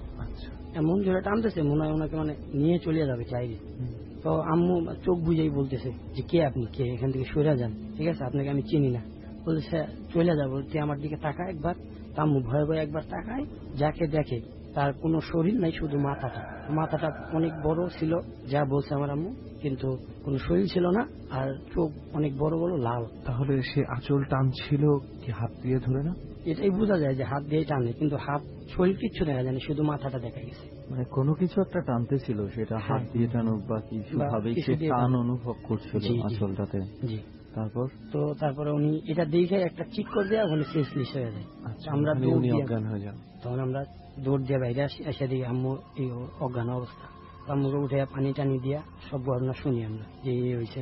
আর এই যে পুকুর থেকে যে দুইটা লোক উঠে আসতো, এটা আমার মেজ আপুর সাথেও মাঝে মাঝে ঘটতো। মানে যেই আপু আপনার আম্মাকে এসে উঠিয়েছে? না, উনি ছিল বড় আপু। আচ্ছা। তার ছোট আরেকটা আছে, আমার বড়। আচ্ছা। তার সাথে এই ঘটনাটা ঘটতো। এটা আপনারা কবে জেনেছেন? আপনার আম্মুর সাথে ঘটনাটা ঘটার পরে না আগে? জি, আমার আম্মুর ঘটনার পরে এটা। আচ্ছা, এটা মানে ওখানে শুইলেই কি ধরতো নাকি? না, আমার মেজ আপু তখন ঘরে শুয়ে ছিল। আচ্ছা, ঠিক আছে। আর উনি মানে ওনার পাশে একটা বাচ্চা ছিল ওনার, ঠিক আছে। তো বাচ্চাকে কিছু করে নাই, বাট ওনাকে এসে ধরছে ওইভাবে, প্রায় 2-3 বেলার মতো ধরছে, বাইসা গেছে যেভাবে হোক, লড়াচড়া খাইছে। আচ্ছা, যেই পুকুরের কথা আপনি বারবার বলছেন যে পুকুর থেকে উঠে আসে, ওই পুকুরের কি ওই ধরনের কোনো হিস্ট্রি বা কোনো অতীতের কোনো ব্যাপার আছে ওখানে? হ্যাঁ, ওটা মানে অনেক লোকজনই বলে, ঠিক আছে, রাত করে নাকি পুকুরে মানুষ দেখা যায় অনেক গভীর রাত্রে গোসল করে, কেউ মাছ ধরে, এরকম। পুকুরটা বেশি বড় না। আমরা যে একজনের একটা ঘটনা শুনছিলাম, মানে পুকুরে দেখতে পায় একজন ডুবে যাচ্ছে, তারপরে পুকুরে কিছুদিন নেমে দেখে তার নিজের মা। রাইট, হ্যাঁ হ্যাঁ, এমন একটা ঘটনা আমরা শুনেছিলাম। হ্যাঁ, তো এরকম পুকুর রিলেটেড অনেক কিছুই আমরা এভাবে শুনি, মাঝে মাঝে জানতে পাই। যেমন একটু আগে আমাদেরকে ইমামুল ভাইও বললেন যে ওই পুকুরটারও কিছু হিস্ট্রি আছে। ইভেন একটা ঘটনা আমরা শুনেছিলাম যে এক রাতের বেলা বৃষ্টির মধ্যে পুকুরের মাঝে কাউকে মানে সাঁতরে বেড়াচ্ছে। একটা কার ঘটনাটা আমি ভুলে গেছি। আমিও মানে অনেকগুলো ঘটনা শুনেছি। আরেকটা একটা মেয়ে আমাদেরকে একটা ঘটনা বলেছিল, কোন একটা টিভিতে সে কাজ করে, তার বাসার পাশ থেকে যাওয়ার সময় একটা পুকুরের মতন পড়তো কলোনির ভেতরে, সেখানেও সে অন্যরকম একটা ঘটনা টের পেয়েছে। তো এই জিনিসগুলা মানে আসলে কিভাবে কতটুকু মানে নেব, কতটুকু ভৌতিক হিসেবে নেব আর কতটুকু মানুষের চিন্তা হিসেবে নেব, বা ভয় থেকে যে ভয়ানক চিন্তাগুলো আমাদের আসে, আমাদের ব্রেন একসময় আমাদেরকে দেখতে বাধ্য করে সেগুলো, তো এগুলো কতটুকু এভাবে নিব দোষ আমি আসলে ঠিক বুঝে উঠতে পারি না। রাইট। তারপরে মানে এটা আমরা যখন জানি যে আমার আপুর সাথে ওই ঘটনা ঘটছে, তখন আমি আসলে ঢাকা এসে পড়ি। আমার আম্মুই বলছে। তো আমার আম্মুর এই অবস্থা হওয়ার পরে উনি প্রায় 7 দিনের মতো জ্বরে পড়েছিল। ঠিক আছে, ওনাকে মানে ডাক্তার দেখাইছে অনেক, কিন্তু কোনো কাজ হয়নি। ফার্স্টে এক কবিরাজ আসছিল আমাদের ওখানে, নাম করা নজরুল নাম, তাকে আনার পরে উনি ঝাইরা টাইরা ভালো করে দিয়েছে। প্রথমে আপনারা ডাক্তারের কাছে যান, তাতে একেবারেই জ্বর কমেনি, একদমই কমেনি। 7 দিন পরে আপনারা কবিরাজ নিয়ে আসেন একজন নজরুল নামের, তার ঝাড় ফুঁকে কোনো একভাবে তার জ্বরটা চলে যায়। ডাক্তার যখন নিয়ে আসে, ঠিক আছে, তারপর যত ওষুধ দিয়েছে খাইছে, বাট ওনার মানে কাঁপুনি কমে নাই, গরমের কালো খেতা, এত ভয় পাইছিল। ওকে, এটা হচ্ছে আপনার সেই প্রথম ঘটনাটা যেটা আপনার মায়ের সঙ্গে এবং আপনার বোনের সঙ্গে ঘটেছে। জি জি জি। ওকে, আপনার নিজের সঙ্গে কি কোনো ধরনের কোনো কিছু ঘটেছে? জি, আমার নিজের সাথে একটা ঘটনা ঘটছে। সেটা হলো আমাদের গ্রামে, বাট এটা আমার বয়স তখন আনুমানিক 10 বছর হবে। আচ্ছা, গ্রাম অঞ্চল তো, তখন আমাদের বাড়িতে বাথরুম ছিল না। তো ভোর হওয়ার আর কি আগে, প্রায় 1 ঘন্টা আধা ঘন্টা আগে, আমি ছোট ছিলাম, আমার আম্মুকে বলছি আম্মু বাথরুম লাগছে। আম্মু বৃষ্টি ছিল, প্রচুর বৃষ্টি। আচ্ছা, ঠিক আছে চলো ছাতাটা নিয়ে। আমি ছাতাটা নিয়ে একটু ভিতরে গেছি, বাঁশঝাড়ের ভিতরে। ওখানে আম্মু একটু সাইডেই ছিল। তারপরে মানে হঠাৎ করে লাইন দিকে তাকাই দেখি একটা 4 বছরের মেয়ে, আনুমানিক 4 বছর হবে। তো মেয়েটা অনেক সুন্দর দেখতে, বাট মেয়েটা আমার দিকে তাকাইছিল অনেক রাগী ভাবে। ঠিক আছে, মানে আমি কোনো ক্ষতি করছি ওর। আর চোখ দুটো অনেক লাল লাল মানে জ্বলতেছিল, এরকম আগুনের দাও যেরকম জ্বলে সেরকম। ছোট একটা বাচ্চা, হঠাৎ করে বাচ্চার চোখ এতই রাগ যে আপনার মনে হচ্ছে যে আগুনের মতো। আচ্ছা, তখন মানে পরে কাইটে দিছে, ঠিক আছে, কাঁদতেছে মানে আস্তে আস্তে। তখন আমি সাহস করে জিগাই যে কে তুমি, তো কোনো অ্যান্সার দেয় না। তখন আমি মানে খুবই ভয় পাই। ওখান থেকে আমি দৌড় দিয়ে পালায় যায়, পরে সেন্সলেস জ্ঞান ছিল না। কিন্তু আপনি ভয় পেলেন কেন বাচ্চাটাকে দেখে? অস্বাভাবিক লাগছে বাচ্চাটাকে, একটা সাধারণ বাচ্চা যেরকম সেরকম বাচ্চাটা না। কিন্তু তার মধ্যে কোনো অস্বাভাবিক চেহারা ছিল না, কিন্তু তার চোখের দৃষ্টিতে কিছু একটা ছিল যেটা অস্বাভাবিক। তার মধ্যে মানে এতটুকু বাচ্চা এত রাতে ওখানে কিভাবে আসবে? আমি মাঝে মাঝে মানুষকে এটাই বলি যে ভয়ঙ্কর কোনো রূপ দেখতে হয় না ভয় পেতে হলে, মাঝে মাঝে সময়টা ভয়ঙ্কর হলেই হয়। তারপরে আমার জ্বর হয়েছিল তখন। তো জ্বরের পরে আমি এটা ডাক্তার দেখানোর পর আমার এটা ভালো হয়ে গেছিল। তো আমি যখন ঘুমাইতাম রাত কইরা, তখন সেই মেয়েটাকে দেখতে পারতাম হঠাৎ করে। সেই বাচ্চা মেয়েটা? জি, সেই বাচ্চা মেয়েটা। আচ্ছা, আপনি কোনোভাবেই মানে চিনতে পেরেছেন বা বাচ্চাটার চেহারা? বাচ্চাটাকে মানে এর আগে কোথাও দেখছি নাকি এরকম আমার মানে কোনো কিছুই মনে হয় না। বাট যেটাকে দেখছিলাম সেই বৃষ্টির দিনে, ওটা সেম আমার পরের দিন সেম জানলায়। হঠাৎ করে কি কারণে জানি ঘুম ভেঙে গেছে মাঝরাতে, সরাসরি চায় দিয়ে জানলা, সেই মেয়েটা কাঁদতেছে সেইভাবে, সেই দৃশ্যই, কিন্তু চোখ লাল, চোখ জ্বলতেছে জানলায় একদম হাত দিয়ে। এরকম প্রায় 3-4 দিন হয়েছে আমার সাথে একই মেয়ে। তারপরে কবিরাজ দেখে একটা তাবিজ দিয়ে দিয়েছিল বলে, তার কিছুদিন পরে এটা ভালো হয়ে গেছে। ওকে, এটা হচ্ছে আপনার নিজের সাথেই ঘটেছে? একদম আমার ফার্স্ট নিজের সাথে যেটা ঘটছে। আর কোনো কিছু কি ঘটেছে? জি, আর একটা ঘটনা আছে আমার সাথে। সেটা হলো যে গত 22 রোজায়। এটা ঘটছে হলো আমাদের সাভার এলাকায়, সাহাবিতি। আমি আর আমার একটা ফ্রেন্ড আবার ব্যবসা করে, তো ও আবার একটু রাত হয়ে আসছে। তো আমাকে বলছিল যে আজকে একটু আমার বাসায় যাবো। ঠিক আছে চল। আমরা 11টার দিকে বাইরে হয়েছি। ওর আব্বু দোকানে গেছে, ওর আব্বুকে রাইখে আমরা বাইরে হয়েছি ওর বাসায় যাবো। ওর বাসাটা আর কি রাস্তার থেকে একটু ভিতরে গলি, ছোট্ট একটা গলি। তো গলির শেষ মাথায় ওর বাসাটা।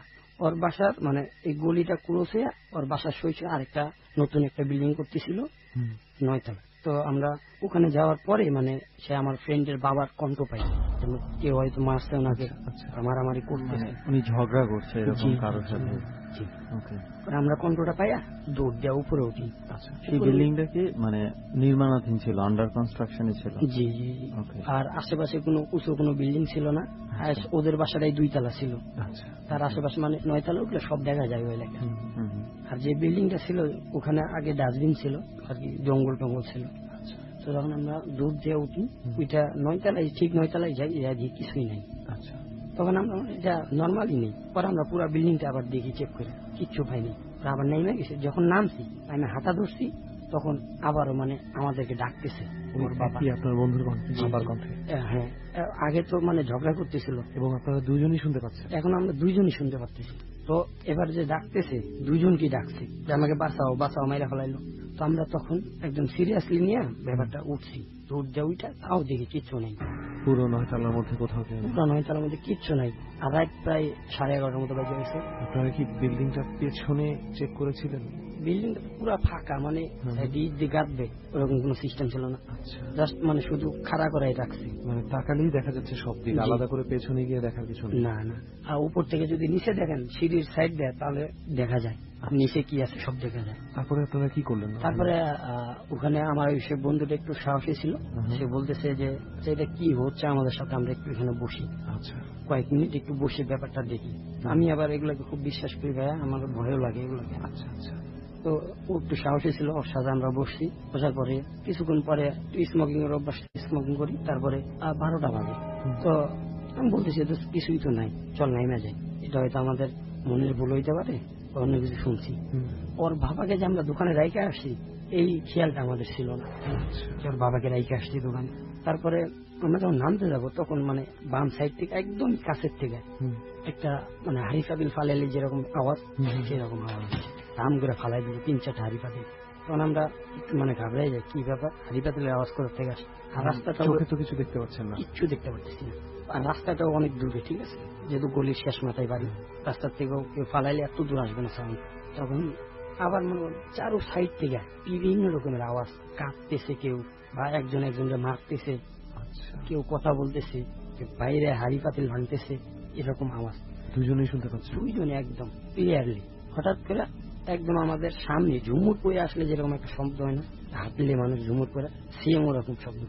তো মনে হয় ঝুমুর করে আমাদের সামনে দিয়ে হাঁটতেছে। তখন আমরা মানে ভয় পেয়ে যাই একদম, ঠিক আছে, আমরা কি করবো, কোনো সেন্স ছিল না। আমরা নামার জন্য তৈরি হই। তো যখন নামবো, যে 9 তলার 7টা আছে না, 10 তলা ফ্লোর, সেইখান থেকে একটা কুকুর নাইমে আসতেছে, ঠিক আছে।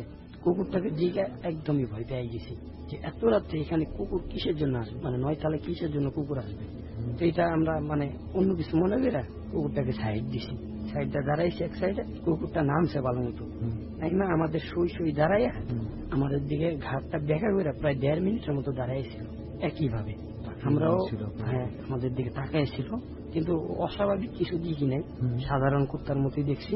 তখন আমরা একদমই ভয় পেয়ে যাই। তখন কুত্তাটা আসতে করে জায়গা 9 তলা সিঁড়িতে নামতে নামতে আর দেখি না আমরা, ঠিক আছে। পরে আমরা আস্তে আস্তে যখন নামি, 8 তলা নামছি, ঠিক আছে। 8 তলা নামার পরে 7 তলা নামবো, তখন পিছন থেকে একজন বলতেছে, তোদেরকে নামতে দেবো না, তোরা জানিস না এখানে আসা যায় না, তোদেরকে তো মাইরা ফেলাবো। এইভাবে আমরা কিন্তু কিচ্ছু দেখতেছি না, আর শুধু শব্দ শুনতেছি। তখন আমাদের একদম কলজা কাঁপতেছিল যে আমরা মরে যাবো মনে আছে, বা ফালাই দিলাম।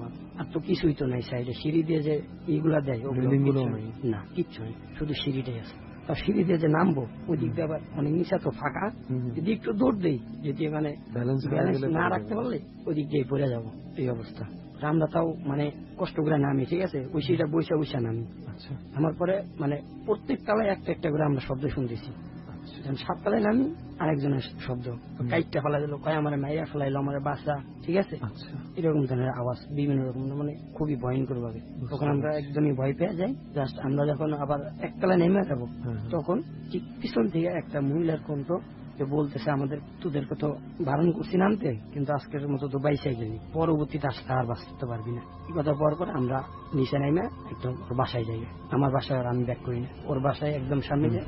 এটা ছিল আমার। ওকে, এই ছিল আপনার টোটাল ঘটনা। মোটামুটি আমরা ওনার কাছ থেকে 3টা ঘটনা পেলাম। যে ঘটনাটা যেটা আমরা শুনলাম, এক এক ফ্লোরে উনি এক এক রকম শব্দ পাচ্ছিলেন। হ্যাঁ, এই ব্যাপারটা চিন্তা কর, মানে এই জিনিসটা কিন্তু খুব বেশি ভয়ঙ্কর দোষ। মানে আমি জানি না কখনো ফেস করেছিস কিনা, আমি অনেক ছোটবেলায় মানে 11-12 বছর যখন বয়স, তখন একদিন হঠাৎ শুনতে পাচ্ছিলাম যে আমাদের পাশের বাড়িতে কেউ হয়তো কাউকে মানে কারো উপরে রেগে গিয়ে প্রচন্ড মারামারি করছে। হ্যাঁ, তো ওই শব্দগুলো আমার এখনো মানে কেমন যেন কানে ভাসে, একটা আতঙ্ক সৃষ্টি করে। তো ওনারা দুইজন এই ধরনের শব্দগুলো পাচ্ছে, কেউ কাউকে কেটে ফেলছে, কেউ কারোর সাথে রাগ করছে, খুব মারামারি চলছে, বা কেউ কান্না করছে, তাদেরকে কিন্তু 100% ডিস্টার্বড করে দিয়েছে এনভায়রনমেন্টটা। হ্যাঁ, ইমামুল ভাই কিছু একটা বলতে যাচ্ছে। আর আরেকটা ঘটনা বলতে চাচ্ছিলাম কি, আমরা যে বাসায় থাকি সাভারে, তো সেই বাসায় আরেকজন লোক থাকে, ওনাকে আমরা দর্জি বলে ডাকি, টেলার্সের কাজ করে। তো তো আমাদের বাসাটা আর কি একটু ভয়ঙ্কর টাইপের, অনেক আগের বাড়ি। এটা আসলে সে আঙ্কেলের কাছ থেকে শুনছি আমি। বাড়িটা যখন তৈরি করে, তো সে বাড়ির বাথরুমটা যখন আর কি বানায়, তখন একটা বৃদ্ধ লোক নাকি বাথরুমের ছাদের থেকে পড়ে যায়, ওনার চোখ একটা উইটা যায়, ঠিক আছে, কিছু একটা তেলাই চোখ উইটা যায়, তো ওখানে মারা যায় লোকটা। তারপরে ওনার চোখটা খুঁজে পাওয়া যায় নাই, বাট ওনাকে মাটি দিয়ে অন্য জায়গায় নিয়ে। তো এই বাথরুম অনেক কিছু আর কি ফিল করে সবাই, আমাদের বাড়ির মোটামুটি সবাই গেলে ফিল, কিন্তু আমি কোনোদিন পাই নাই। আর এই ঘটনাটা বলতে চাচ্ছিলাম যে দর্জি কাকা, ঠিক আছে, আমার বড় ভাই, আমার ফার্স্ট যেটা বড় ভাই, উনি থাকে একদম কর্নার রুমে। তো ওনার রুমের গেটের সামনেই একটা পেয়ারা গাছ আছে। ওনার পেয়ারা গাছটা বড় ভাইয়ার একদম রুমের ছাদে চলে গেছে। তখন বড় ভাই একটা মেয়ে আছে, প্রায় 3 বছরের মতো বয়স হবে। দর্জি কাকা অনেক রাত করে বাসায় আসে, যেহেতু ওর দোকান আছে না। তো উনি একদিন 2টার দিকে আসতেছিল নাকি বাসায়। তো বাসায় আসার পরে উনি রুমে গেছে, ফার্স্টে কিছু জায়গা নেই, রুমে যাওয়ার পরে আবার যখন হাত মুখ ধোয়ার জন্য কলপারে আসে, কলপার থেকে যখন যায় আমার রুমে, মানে পেয়ারা গাছটা ক্রস করে যাইতে হবে। যখন ক্রস করে তখন নাকি আমার যে ভাতিজি, সে নাকি ছাদে পেয়ারা নিছে, ঠিক আছে, ছাদে উইঠা পেয়ারা 2টা 2 হাতে নিয়ে বলতেছে, দাদু নাও পেয়ারা নাও, ছাদের থেকে বলতেছে। মানে ভয়। দর্জি কাকা অনেক রাত করে বাসায় আসে। তো উনি একদিন 2টার দিকে আসতেছিল নাকি বাসায়, হাত মুখ ধোয়ার জন্য কলপারে আসে, কলপার থেকে যখন যায় ওনার রুমে, মানে পেয়ারা গাছটা ক্রস করে যাইতে হবে। তো যখন ক্রস করে তখন নাকি আমার যে ভাতিজি, সে নাকি ছাদে পেয়ারা 2টা 2 হাতে নিয়ে বলতেছে, দাদু নাও পেয়ারা নাও, ছাদের থেকে বলতেছে। তো উনি আবার এই ঘটনাটা আমাকে বললো সকালে, এটা একটা ঘটনা। ওকে, আচ্ছা, আমি একটা ঘটনা একটু বলতে চাই, যদিও এই ঘটনার সাথে রিলেটেড কোনো ঘটনা না। বেশ কিছুদিন যাবত এই ঘটনাটা আমি পেয়েছি এবং ঘটনাটা আমি পড়েছি বেশ কয়েকবার, এবং ঘটনাটা আমার কাছে মানে একটু অদ্ভুত রকম মনে হয়েছে। ছেলেটার নাম খুব সম্ভবত ছিল জিতু। তো সে লিখেছে যে তাদের এলাকাটার নামও আমি ভুলে গেছি, আবার হয়তো দেখলে আমি নামটা বলতে পারতাম। তো তাদের এলাকাতে নদীর এপার ওপার আর কি যাতায়াতের জন্য এখন একটা সেতু হয়ে গেছে, কিন্তু তারপরও একটা সময় ওখানে মানে গুদারা ঘাট ছিল আর কি নৌকা পারাপারের জন্য, এবং নদীটা খুব ছোট না এবং অনেক বিশাল বড় যে তা না, মোটামুটি বেশ ভালোই সাইজের, একদম ছোটখাটো নদী না। তো এইটাতে মাঝি এমনি আগে একটা সময় যখন ব্রিজটা হয় নাই, তখন তো খুব পারাপারের জন্য ব্যস্ত ছিল এবং 9টা 10টা 11টা পর্যন্ত অনেক বিজি থাকতো। যখন ব্রিজটা হয়ে গেছে তখন এটা অনেকটা কমে গেছে। তো অনেক মাঝি তখন তাদের এই প্রফেশনটা চেঞ্জ করে ফেলে, অন্য প্রফেশনে চলে যায়। তো কিছু রয়েছে যে 2-1 জন বা 2-3 জন আছে যে যারা এই প্রফেশনটাতেই রয়ে গেছে, যে মাঝে মাঝে মানুষজন একটু যাতায়াত করে, তারা এটা নিয়েই বেঁচে আছে। তো একটা ঘটনা ঘটেছে একটা মাঝির সাথে, সে আমাকে যেটা লিখে পাঠিয়েছে যে ওই মাঝিটাকে তারা খুব ভালোভাবে পরিচিত, কারণ তারা বন্ধুরা যখন নৌকা নিয়ে যদি বের হতো উনাকেই নিয়ে যেত। তো সেই সুবাদে অনেক পরিচিত। তো উনার কাছ থেকে এই ঘটনাটা শুনছে। ঘটনাটা ছিল এমন যে একদিন রাতের বেলা, তো এই পার থেকে ওই পারে যাবে, যদি ব্রিজ দিয়ে যেতে অনেকটা ঘুরে যেতে হবে। তো সে ভাবছে যে এখানে আছে, নদীর ওই পার থেকে ডাকতেছে যে তাকে নিয়ে যাওয়ার জন্য। তো উনি ভাবছে যে রাতের বেলা যেহেতু পারাপার করলে একটু টাকা বেশি পাওয়া যাবে। তো তখন রাত প্রায় 12টা পার হয়ে গেছে। তো উনি নদীর ওই পারে গেছে, যে ডাকছে তা জানার জন্য। তো ওই পারে যাওয়ার পর দেখে যে কেউ নাই, খালি পুরা। যেহেতু রাতের বেলা এই উনি অভ্যস্ত, তো উনি ভয় পায়নি। উনি ভাবছে যে কোনো পোলাপান হয়তো ফাজলামো করছে, বরঞ্চ ওনাদের যে এরকম নিয়ম, ওনারা হয়তো হাক ডাকও করে থাকতে পারেন যে কে ডাকছিলেন বা কে আসছে। সে উনি এই কে ডাকছে এই ডাকছে এমন মানে চিল্লাচিল্লি করেছে, কোন উত্তর দেয় না। তো উনি ধরেছে হয়তো থাকে না এলাকার কিছু বখাটে পোলাপান থাকে বা ফাজলামো করে, তো উনি হয়তো এই ঘটনা, তো উনি আবার ব্যাক করে চলে যাচ্ছে। আচ্ছা। তো চলে যাওয়ার সময় যখন উনি এই যে বইটা বেয়ে বেয়ে যাচ্ছে, তো একটা সময় হঠাৎ করে উনি খেয়াল করলো যে খুব কষ্ট হচ্ছে, দাঁতটা বাইতে কষ্ট হচ্ছে, মানে কি যেন একটা আটকে ধরে আছে। তো একটা সময় দেখে যে উনি ইয়ে করতে পারতেছে না, পারতেছেই না দাঁড়টা, মানে দাঁত কেউ ধরে রাখছে, দাঁত টানতেই পারতেছে না। যখন ধরে রাখছে উনি টানাটানি করার পর তখন একটু ভয় পেয়ে গেছে। মানে কি, মানে স্রোতে অনেক সময় স্রোতের চাপ থাকলে হয়তো একটু কষ্ট হইতে পারে, তার নাড়াচাড়া করতে পারবে না, এরকম তো হতে পারে। তো উনি ভয় পেয়ে গেছে, এবং ঠিক এমন সময় পানির নিচ থেকে নাকি কেউ একজন এসে বলছে, আমার না নিচে আসলে আমার নিয়ে যাবি না। জাস্ট এইটা বলার পর ওই মাঝি মানে জোরে চিৎকার করে মনে করে নৌকার মধ্যেই পড়ে গেছে। তো ওইখানে ওই আশেপাশে কিছু মানুষ ছিল রাতের বেলা, কেউ আড্ডা মারে, কেউ হয়তো ওই আশেপাশে মাছ ধরার জন্য কিছু মানুষ ছিল। তো ওরা শুনছে, ওরা শোনার পর তাড়াতাড়ি ওরা আসছে, এসে ওই মাঝিদের কাছে তো হেরিকেন টেরিকেন থাকে, ওগুলা জ্বালা দেখে যে সেই মাঝি তার নিজের নৌকার মধ্যে পড়ে আছে, এবং তাকে পরে এখান থেকে নিয়ে যায়, নিয়ে যাওয়ার পরে বাসায় পৌঁছায়, বাসায় দিয়ে আসে। তো সে ওই দিন মোটামুটি বেশ ভালো রকমের অসুস্থ ছিল। তো পরে যখন অনেক ইয়ে করার পর সে সুস্থ হয়, তখন তার কাছ থেকে এই ঘটনাটা সে শুনতে পায়। এই মাঝি এরপর থেকে রাতের বেলা নৌকা বেয়া ছেড়ে দিয়েছে, যেহেতু তার জীবিকা সে দিনের বেলা বায় আজানের আগ পর্যন্ত। যখনই আলোটা ডুবে যায় তখন আর সে এই নৌকা পারাপারের কাজটা রাতের বেলা আর কারো ডাকে যিনি সারা দেন না। খুবই স্বাভাবিক যে ঘটনা শুনেলি, মাই গড। যাই হোক, ইমামুল ভাইকেও ধন্যবাদ, ঘটনা আপনি আমাদের সাথে শেয়ার করেছেন। আশা করবো এমনটা আপনার সাথে আর ঘটবে না, বাট যদি ঘটে তাহলে অবশ্যই ডরে শেয়ার করা হবে। জি ঠিক আছে। ডর চলছে, এবং সেই সঙ্গে সুমন আর রেহান তো আছি, আর পুরো একটা গ্রুপ আজকে আমাদের সঙ্গে আছে, আর একের পর এক ঘটনা শুনিয়ে যাচ্ছে। আই হোপ যে যারা শুনছেন ঘটনাগুলো, আমরা এখানে যারা আছি সবার কাছে ঘটনাগুলো যে ভালো লাগছে, অ্যাটলিস্ট আমরা সবার চোখ মুখ দেখেই বুঝতে পারছি, এবং যারা রেডিওতে শুনছে আই হোপ যে তাদেরও ঘটনাগুলো ভালো লাগছে। তো যাই হোক, আর কথা না বাড়িয়ে আরো একজন আছে, ওনার কাছেই চলে যাই। প্রথমে একটু পরিচয়টা একটু তার কাছেই জেনে নিই। ভাই, আপনার নামটা? আমার নাম মোহাম্মদ সোহাগ। মোহাম্মদ সোহাগ, জি। কোথায় থাকেন আপনি? রামপুরাতে থাকি। রামপুরাতে থাকেন। তো প্রথমে একটু ধন্যবাদ জানাই সোহাগ ভাই যে আমাদের সাথে আপনি এত ব্যস্ততার মাঝেও এই ডরের জার্নিতে যোগ দিয়েছেন, আমাদের সাথে আসছেন এখানে। সোহাগ ভাই, ডর টিমের কাছে আমরা যেটা শুনেছিলাম আপনার কয়েকটা ঘটনার কথা, এবং আমি আর রেহান পার্সোনালি ইন্টারেস্টেড আপনার ঘটনাগুলো শোনার জন্য। শুরু করে দেই। আমি আর সহ্য করতে পারছি না যে আপনার মূল ঘটনাটা আসলে কি ছিল, বিস্তারিত শোনার জন্য। প্রথমে কোন ঘটনাটা আপনি বলবেন আমাদেরকে? প্রথমে আমার ওয়াইফের সাথে যে ঘটনাটা, ওই ঘটনাটাই আমি বলতে চাচ্ছি। প্লিজ, তাহলে শুরু থেকে আমরা এই ঘটনাটা শুনি, কিভাবে কি হয়েছে। আমার ওয়াইফের বড় বোন, সে দেশে থাকতো। দেশে কোথায়? বরিশালে। বরিশালে, ওকে। সে তার বাচ্চাকে দেখাশোনা করতো। তার হাজবেন্ড থাকতো মালয়েশিয়ায়, সে শ্বশুর বাড়িতেই বরিশালে থাকতো। তো বাচ্চাকে স্কুলে দিয়া আসা এবং নিয়ে আসা, এটাই তার কাজ ছিল। আর পারিবারিক যা রান্না বান্না, এই সব কাজ ছিল। 1 সপ্তাহ 2 সপ্তাহ 3 সপ্তাহ করতে করতে হঠাৎ সে নাকি বাড়ির ভিতরে উল্টাপাল্টা কথা বলে, মানে আজে বাজে কথা, কাউকে বকাবাদ্য, কাউকে এইরকম খারাপ। আবার রাত্রেবেলা দেখা যায় সে একা একা চলে যায় জঙ্গলে। আপনার ওয়াইফের বড় বোন। জি। ওকে। তখন আমার এইরকম তারা নাকি অনেকদিন দেখছে। অনেকদিন দেখার পরে, মানে এটা কি হঠাৎ করেই হয়ে যেত? হঠাৎ করে। সেই খুব ভালো শ্বশুর বাড়ি সবার মন জোগাই চলতো, কিন্তু সে হঠাৎ এরকম যে কি লেগে হলো, তখন তার শাশুড়ি শ্বশুর তারা অনুভব করলো যে এরকম যে তার সাথে কিছু আসছে নাকি। কোথা থেকে আসতে পারে, মানে কেন মনে হলো যে কিছু? তার বাচ্চাকে নিয়ে আসা যাওয়ার সময় যে রাস্তাটা সে ইউজ করতো, ওই রাস্তাটাই একটা শ্মশান ছিল। আচ্ছা। ওই শ্মশানের কাছ থেকে সে সবসময় বাচ্চাকে নিয়ে আসা যাওয়া করতো। তখন তার শ্বশুর এবং শাশুড়ি তারা অনুভব করলো যে এইখান থেকেই তার সাথে কিছু হয়েছে, মনে হয়েছে। তখন সে এরকম 1 মাস 2 মাস খুব উল্টাপাল্টা করে, মানুষে বকাবাদ্য করে। রাত্রেবেলা সে বের হয়ে যায় ঘর থেকে, 2টা 2:30 3টার দিকে বের হয়ে যায় ঘর থেকে। এই পরিবর্তনটা হঠাৎ করে আসছে, কোনোদিনও আগে সে এরকম ছিল না। তো তার শ্বশুর শাশুড়ি এরকম থাকলে তো আগেই তার বাবা মাকে জানাইতো, তো এরকম সে ছিল না। ঠিক 2-3 মাস ধরে সে এরকম করতেছে। তখন আমার শ্বশুরকে বললো, মানে তার বাবাকে বললো, ফোন দিল যে এরকম এরকম আপনার মেয়ে করতেছে হঠাৎ করে, কি হলো? তখন আমার শ্বশুর বলল যে তাহলে আপনারা একটা ভালো পূজা বা ডাক্তার দেখান, কি সমস্যা। আচ্ছা। তখন এক ওজা টোজা না দেখাইয়া সে বললো কি যে ভাই আপনাদের কাছে নিয়ে যান, আপনারা যা ভালো মনে করেন সেটাই করেন।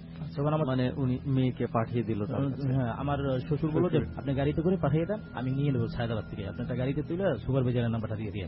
আচ্ছা, তখন সে সায়দাবাদে নিয়ে আসলো আমাদের বাসায়। আনার পরে সে এইরকম হঠাৎ একদিন দাঁত লেগে গেল, 2-3 দিন পরে বেহুশ হয়ে বললো। আমরা তাড়াতাড়ি ডাক্তার নিয়ে আসলাম, আমি বাসায় ছিলাম। তো ডাক্তার এসে আমার শাশুড়ি অনেকবার চেষ্টা করছে দাঁত ছুটানোর জন্য, সে ছুটাইতে পারে না। ডাক্তার নিয়ে আসার পরে সে ওই নাকটা কিভাবে ধরে যেন দাঁত ছুটাইছে। ছুটানোর পরে সে সুস্থ।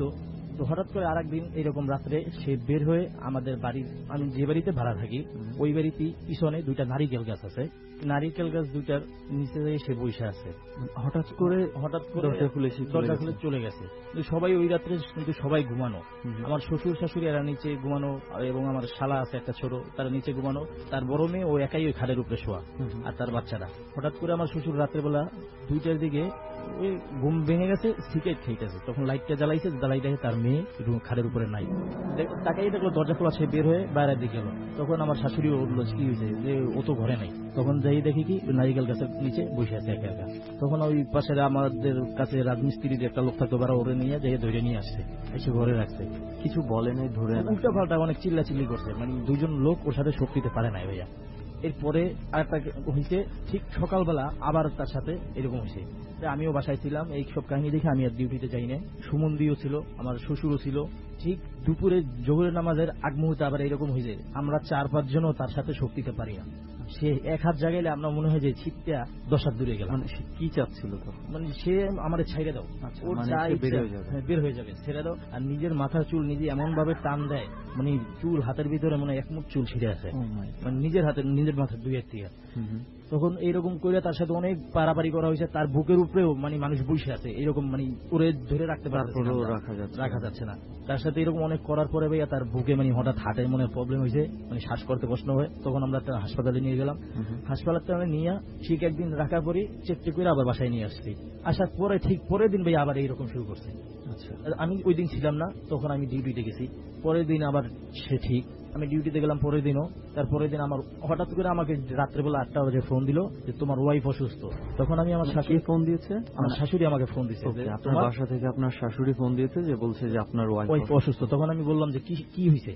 তো সে বললো যে তোমার ওয়াইফ হঠাৎ এই যে উল্টা পাল্টা কথা বলে, এই এরে দেখলে বলে যে তোমার মাথা ভাঙিয়ে দেবো, তোমার মাথা খামো, বা এর বোকা বাদ্য, অনেক খারাপ খারাপ আচরণে বোকা বাদ্য করতেছে। মানে যেই ধরনের আচরণ এতদিন আপনার মানে আমার জ্যাঠস করতো, মানে ওই বড় বোন করতো, সেও করছে, এখন সেও করছে। কিন্তু আমার জ্যাঠস খুব ভালো আছে এখন, এই দিন ওয়াইফে উল্টা পাল্টা বলছে। ও মাই গড, মানে আবার এক মুহূর্তের মধ্যে আপনার মানে জ্যাঠস একদম ভালো হয়ে গেছে, খুব ভালো হয়ে গেছে। আমার ওয়াইফ খুব ভালো, আমার ওয়াইফ উল্টা পাল্টা বলতেছে, কিন্তু আমার জ্যাঠস আমার ওয়াইফের কাছে আসতেছে, খুব ভালো দেখতেছে, কিন্তু আমার ওয়াইফ উল্টা পাল্টা বলতেছে। তখন আমি আমার শাশুড়িকে ফোন দিল আমাকে যে তোমার ওয়াইফ অসুস্থ, এরকম উল্টা পাল্টা কথা বলে। তখন আমি বললাম যে কি হয়েছে। তখন বললো যে তোমার বাচ্চার এনে ডাক্তারের কাছে গেছিলাম, আসার পর থেকেই উল্টা পাল্টা কথা বলে। স্যারের বলে আমি ছুটি নেওয়া বাসায় চলে আসলাম। চলে আসছি ভাইয়া, কিন্তু আমাকে দেখার পরও আমার ওয়াইফ খারাপ বাবা বোকা দিতেছে, তোর মাথা খাবো, এরকম উল্টা পাল্টা দেখা। কিন্তু আমি কাছে যাই বসছি, তারপরও সে কিছু আমাকে বলে না, আমার গায়ে হাত তুলে না। কিন্তু হঠাৎ করে আমাকে একটা ধাক্কা দিচ্ছে, আমি ওই খাড়ে কোনায় বসা, ধাক্কা দেওয়ার পরে আমি দরজা থেকে বের হয়ে পুড়ে গেছি, মানে এত জোরে ধাক্কাটা দিচ্ছে। কিন্তু জাস্ট দেখলাম যে ওই হাতটা এরকম করলো, আমি পুড়ে গেছি। আমি অনুভব করলাম যে ওই আমার ইচ্ছাকৃতভাবে এত জোরে ধাক্কা দেবেন। তখন আমি জিদ করে ওরে ধরছি যে কি শয়তান ময়তান তোর লাগে, আমি দেখি বললে আমি তাকে ধরছি। ধরার পর আমার শাশুড়ি সে বলছে যে এত রাত্রে আর কিছু করার দরকার নাই, চুপ থাকো। তখন আমার বাচ্চারে আমি আমার ওই জ্যাঠর যার সাথে এরকম হইতো তার কাছে দিয়ে, আমার শ্বশুরে দিয়ে, যে আপনারা ওই রুমে থাকেন, আর আমি আর আমার বউ আর শাশুড়ি এই রুমে থাকি আমরা। তখন ভাইয়া ও রাত্রে ঘুমাইতে যাওয়ার সময় আমি কি করছি, ও ঘুমাতে যাওয়ার আগেই বলছে যে আমার ওই নারিকেল গাছের কথা বলছিলাম যে বাড়ির পিছনে 2টা নারিকেল গাছ, ও বলতো যে ওই নারিকেল গাছে আমার বান্ধবী আছে 2জন, আমাকে ডাকে। আপনার ওয়াইফ বলতো যে আমার বান্ধবী আছে, না ডাইরেক্ট ঘুমানোর আগেই আমাকে বলতো, আমাকে বলছে ঘুমানোর সময় যে আমার বান্ধবী আছে, আমাকে ডাকে, স্যার আমারে, আমি চলে যাবো। তখন আমি অনেক মানে জিদের ঠেলায় 2টা থাপড় দিচ্ছি, কি তোর বান্ধবী তুই শো বলে আমি শোয়াই রাখছি। কিন্তু শোয়ানোর সময় ও আমাকে বলছে যে আমার রাইত 2:30 বাজে আমার বান্ধবীরা নিতে আইবে। তখন আমি বলছি যে রাইতে 2:30 বাজে নিতে আইলে তুই আমার ডাক দিয়ে দিস, আমি যাবো তোর বান্ধবীকে দেখতে। পরে সে বললো কি ঠিক আছে আমি ডাক দেবো না, আমার ও বান্ধবীরে এসে আমার ডাক দেবো। তখন ভাই আমার মনের ভিতরে অনুভব হলো যে ও আমার জাস্ট হাতটা জাগাইছে, হাতটা জাগাইলো, আমি পুড়ে গেলাম। তখন আমি কি করলাম, ঘুমানোর সময় ভাইয়া আমার শাশুড়ি ওই সাইডে, আমি আমার ওয়াইফ মাঝখানে, আমি এই সাইডে। তখন আমি লুঙ্গি পরে ঘুমাইছি। আমার ওয়াইফের যে জামা, আমি লুঙ্গির সাথে একটা গিফট দিছি যে রাত্রে 2টা বাজে তো বলছে যারা 2টা বাজে যাবে, তো ও যদি ওঠে তাহলে আমি উঠে যাবো। মানে আপনি একটা প্রস্তুতি নিয়ে ঘুমাই গেছি যে রাত্রে হঠাৎ যদি উঠে চলে যায় কি না কি হয় তো বলতে পারি না। সবাই তো ঘুমানো 2-3 দিন ধরে ঘুমাইতেছে না কেউই, ওই আমার জ্যাঠফোসের কাহিনীতে। ঠিক ভাই আমি মোবাইলটা আমার বালিশের কাছে নিয়ে ঘুমাই আছি, ও ঘুমাই গেছে। ওরে ঘুমান দেখেই পরে আমরা চোখ বুঝছি, মানে আমাদেরও ঘুম আসছে। ঠাস করে রাত 2:30 বাজে ভাইয়া ও উঠে গেছে। উঠেই আমার বান্ধবী আমার ডাকে দরজা খুলে ফেলাইছে। ও যে উঠছে ওই অনুভবে আমার লুঙ্গিতে টান খাইছে, আমি উঠে বই বসে। তখন আমার ওই চিল্লা চিল্লা আমার শাশুড়ি উঠে গেছে, ও উঠেই দরজা খুলে ফেলেছে। ওকে আমি একা ধরে রাখতে পারতেছি না কোনো কায়দায়, এত শক্তি। তখন আমার শাশুড়িও ধরতেছে, আমার শাশুড়ির সিটা মারা, আমার সিটা মারা, আমি যে একবার আলনার কাছে পইরা ভাই আমার হাতে ব্যথা পাইছি। তখন আমি অনেক চেষ্টা করছি, কিন্তু আমি দরজা একবার খিল লাগাই দিই ওরা সেই করে। তখন এরকম করতে করতে আমার শ্বশুরেরা সবাই শুনছে, সবাই আইসে দরজা লাগাই দিয়েছে যে তুমি থাকো, কিছু এবার আমরা বাইরে আছি। তখন আমার শ্বশুরের বাহিরে একটা লাইট আছে, লাইটটা চালাই দিয়েছে যে কোনো সমস্যা নেই, আমরা আইসি, দরজা খোল এখন। ও কই যাই দেখি, তোর 4-5 জনে মিলে ওরা আবার বয়েছি। আবার মানুষ দেখলে, বেশি মানুষ দেখলে চুপ হয়ে যায়, নীরব হয়ে যায়, কোনো বেশি হইকই করে না। তখন এরকম রাতটা গেল। পরের দিন সকালে আমি আমার আম্মারে ফোন দিলাম দেশের বাড়িতে যে আম্মা এই কাহিনী করতেছে, এখন কি করবো? তখন আমার আম্মা বললো যে তোমার চাচারে আমি জিজ্ঞেস করি যে কি করা যায়। তখন আমার চাচা বললো যে আমি তো আসতে পারবো না, তা আমি তোর অন্য একটা চাচারে ফোন দিয়ে বলতেছি, তার নাম্বারটা দেয়, সে আজকেই গাড়ি টুকাই দিতেছি। মানে সে একজন ওজা, মানে হাজির করে। ওকে, মানে ওই সকালে বলছি, সেই বিকেলবেলায় প্রস্তুতি নিয়ে আমার জিজ্ঞেস করছে যে কেমনে কি। তখন সে বলছে কি যে তোমার ওয়াইফের কাছে তুমি যাও, যাই বৈশা। তখন আমার ওয়াইফটা অসুস্থ, উল্টাপাল্টা কথা বলে, রাত্রেবেলা বেশি বলে, দিনের বেলা একটু কম বলে। আর এই সময়ের মধ্যে, টোটাল সময়ের মধ্যে আপনার জ্যাঠা এসছে, ওয়াইফের বড় বোন, খুব ভালো আছে, একদম সুস্থ, একদম সুস্থ, তার সাথে কোনো কিছু নেই। কিন্তু আমার বাচ্চারাও সে দেখাশোনা করতেছে। আচ্ছা, কিন্তু আপনার ওয়াইফের প্রবলেম হয়, কিন্তু মাঝখানে ভাই আমার ওয়াইফ কিন্তু আমার বাচ্চাটাকে কিচ্ছু করে নাই। সেই বাচ্চাটার উপরে তার মায়া আছে, দুধ খাওয়ায়, তার খুব মায়া আছে। কিন্তু বাচ্চা না দেখলেও আবার তার মাথা গরম হয়ে যায়। একটু পরপর নিয়ে আমার জ্যাঠুসি যাই আবার তাকে বাচ্চা দেখাই নিয়ে আসে। আচ্ছা, তখন আমি আমার ওই আম্মাকে যে বললাম ওজার কথা, ওই ওঝাকে পাঠাই গেছে। পরের দিন সকালে সে আইসে ঢাকা পড়ছে আমার কাছে। নিয়ে যাওয়ার পর ওজা যখন আমার বাড়ির ভিতরে, মানে গেটের ভিতরে একটা পাড়া দিয়েছে, আমার ওয়াইফ নাকি শোয়া ছিল, আমি তো আর ভিতরে দেখি না কি অবস্থায় আছে, আমি তো ওজাকে নিয়ে আসতে গেছি। সে নাকি বিছনা থেকে একটা লাফ দিয়ে বাইরে বেরিয়ে বুইরা তুই আসছিস, তোর মাথা খাইয়ে ফেলাবো, এরকম করে খারাপ আচরণে বকাবাদ্য করতেছে ওই মুরব্বীরে। তখন মুরব্বী বলছে যে আমার দেখে তো তুই এখন চেতপি, এখন এইসব কথা হচ্ছে। তখন আমার ওয়াইফ আমার রুমে, যে রুমে আমি থাকি ওই রুমে, তখন আমি ওটাকে কি করলাম, আমার শ্বশুরের রুমে ঢুকাইলাম যে আপনি এই রুমে বসেন। তখন ওই রুমে বসে আমার ওয়াইফ ওই রুমে উল্টা পাল্টা বকতেছে, এই মুরব্বীর যে ওজা তাকে উল্টা পাল্টা বকতেছে। আমি কই কাকা আপনি এটা কিছু করেন, এরকম বকাবাদ্য তো ভালো লাগে না। তখন সে বলবো ও করবই, এখন আমাদের দেখছেন অনেক চিল্লাইবো, কিচ্ছু করার দরকার নেই, আমি রাত্রেবেলা যারা আসর করবো, হাজির করবো। তখন ওই মুরব্বী বললো কি যে রুমে তুমি আর তোমার ওয়াইফ যে রুমে থাকো ওই রুমটা খালি করে দাও, মানে জাস্ট আলনা টালনা যা যা আছে পুরো সব বাইর করে ফেলাও, খাটটা থাক, এটা সোনার রূপা পানি দিয়ে তুমি ধুয়ে দাও, আমি এখানে থাকবো, এখানেই ঘুমাবো। আমি বললাম আচ্ছা ঠিক আছে। তখন আমার রাত্রেবেলা আমার শ্বশুর, আমার শাশুড়ি, আমার জ্যাঠস মিললেই আমার ওয়াইফকে এই রুমে নিয়ে আসলো। আমি মুরব্বীরে একটা জায়নামাজ দিয়া ওই রুমে, মানে নতুন বিছনা চাদর টাদর দিয়া তাকে দিছি যে আপনি এখানে থাকেন। সে দেখলাম ওই তাবিজ টাবিজ করতেছে শুয়ে শুয়ে। সে বলছে যে এখন তো দিন, এখন তো কিছু করা যাবে না, রাইত হোক, আমি রাত 12টার সময় এটা আসর বসাবো। তখন আমার বললো যে কারা গান পারে এদের 2জন লোক ডাক দিও, আমার সাথে যেন কাজ করে, শক্তিশালী একটু ভালো হয়। ঠিক আছে কাকা। তখন আমি আমার পাশের ড্রাইভার ছিল আরো 2-3টা ভাই, ও বললাম যে তোরা আইস। তারা আসলো 11টা 11:30 দিকে ভাই এই কাহিনী। তবলা বাজানোর জন্য ওই যে ভাতের আছে এইগুলি দিয়া খুব সুন্দর সে গান বাজাই হাজির করে। তখন এই চক দিয়ে গোল করে ডাক দিল, ওই চকের দাগের উপরেই ওই যে মানুষের, মরা মানুষের যে হাড্ডি থাকে না, ওই হাড্ডি নিয়ে আসছে সে সাথে করে, যা যা লাগবো যাবতীয় সব নিয়ে আসছে। ওই হাড্ডি পুইরা দেখলাম একটা কয়লার মতো দাগ দিল। ওই মাঝখানটায় আমার ওয়াইফকে বসাইলো। ওয়াইফকে বসানোর পরে ওই গানের মারফতই অনেক ডাকাডাকি করলো, দেখতেছে আমার ওয়াইফ ওই একটা কাগজ দিয়েছে হাতে, সে ওইটার দিক ঠিক এক নজরে তাকাই আছে। আর ওই কাগজটা যখন উড়ে গেছে তখনই দেখলাম আমার ওয়াইফ চিৎকার শুরু করছে, এই আমার ছাইরে দে। তখন আলোকিত না, লাইট আছে না অন্ধকার, ঘর তখন অন্ধকার করিতেছে। কিন্তু সব মানুষকে ওই ওজাই বলেছে যে আপনারা ঘরের ভিতরে দরজা লাগাই বসে থাকেন, দরজা খোলার দরকার নাই, বা এটা একটু অন্ধকার থাক। তখন কি করলো, আমার দরজাও লাগাই দিলাম। আমরা 27 জন ওইটার ভিতরে, যেমন আমার শালা, আমার সুমন্দি, আমার শ্বশুর, এরা সবাই আমরা ওই ঘরের ভিতরে দেখতেছি কিভাবে কি করতেছে। হঠাৎ কাগজটা উঠে গেল আর চিৎকার করলো যে আমার ছাইরা দে। এই মুরব্বীর অনেক বকাবাদ্য করতেছে। তো মুরব্বী বলতেছে যে তুই আগে গেলি না। তখন অনেক চিৎকারের পরে আমার ওই ওয়াইফ মানে চুল টুল নিজের হাত দিয়ে এরকম ছিঁড়ে, মানে চুল ভাইয়া অনেক বড় বড় চুল ছিঁড়ে ফেলাইছে অনেকগুলা। চুল ছিঁড়ে পরে আমার শ্বশুর বলতেছে আপনি কিছু একটা করেন, ওর তো মাথার চুল সবই উড়াই ফেলাইবে।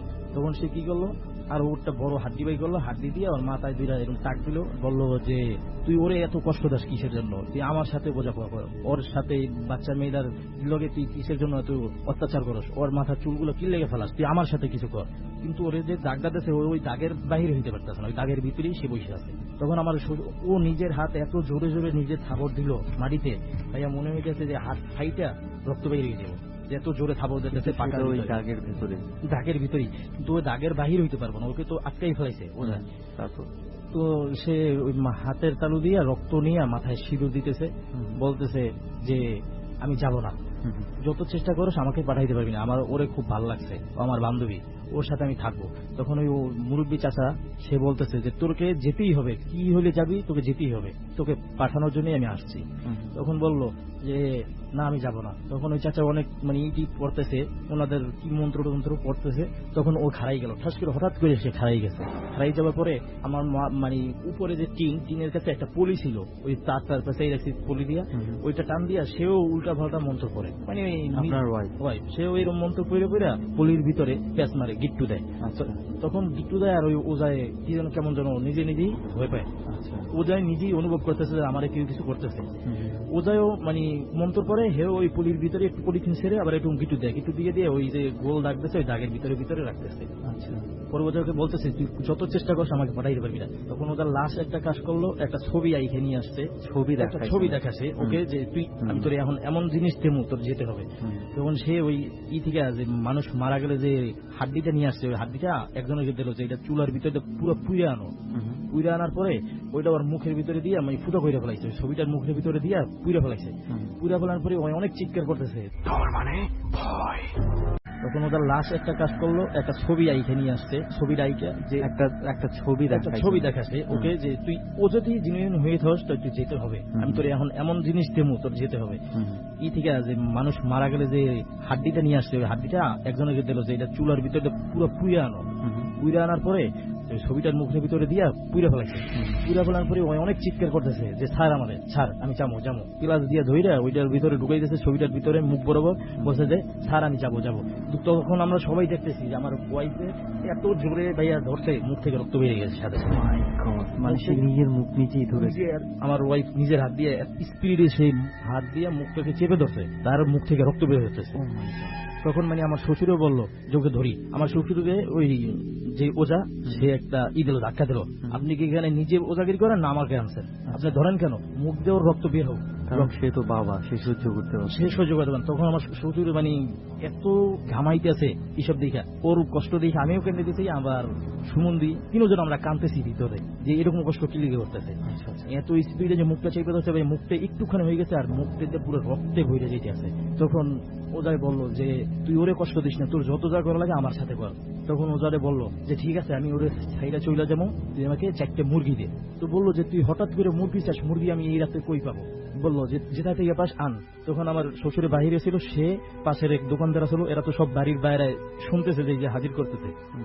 আমার শ্বশুর টাকা বাইর করে দিল যে তোমরা যাইয়ে 4টে মুরগি আনো, কিন্তু মুরগির কোনো নাম বলে নাই, কি মুরগি বা কি মুরগি। এখন ওই লোক যাইয়ে দেশি মুরগি নিয়ে আসছে 4টে ছোট ছোট বাচ্চা।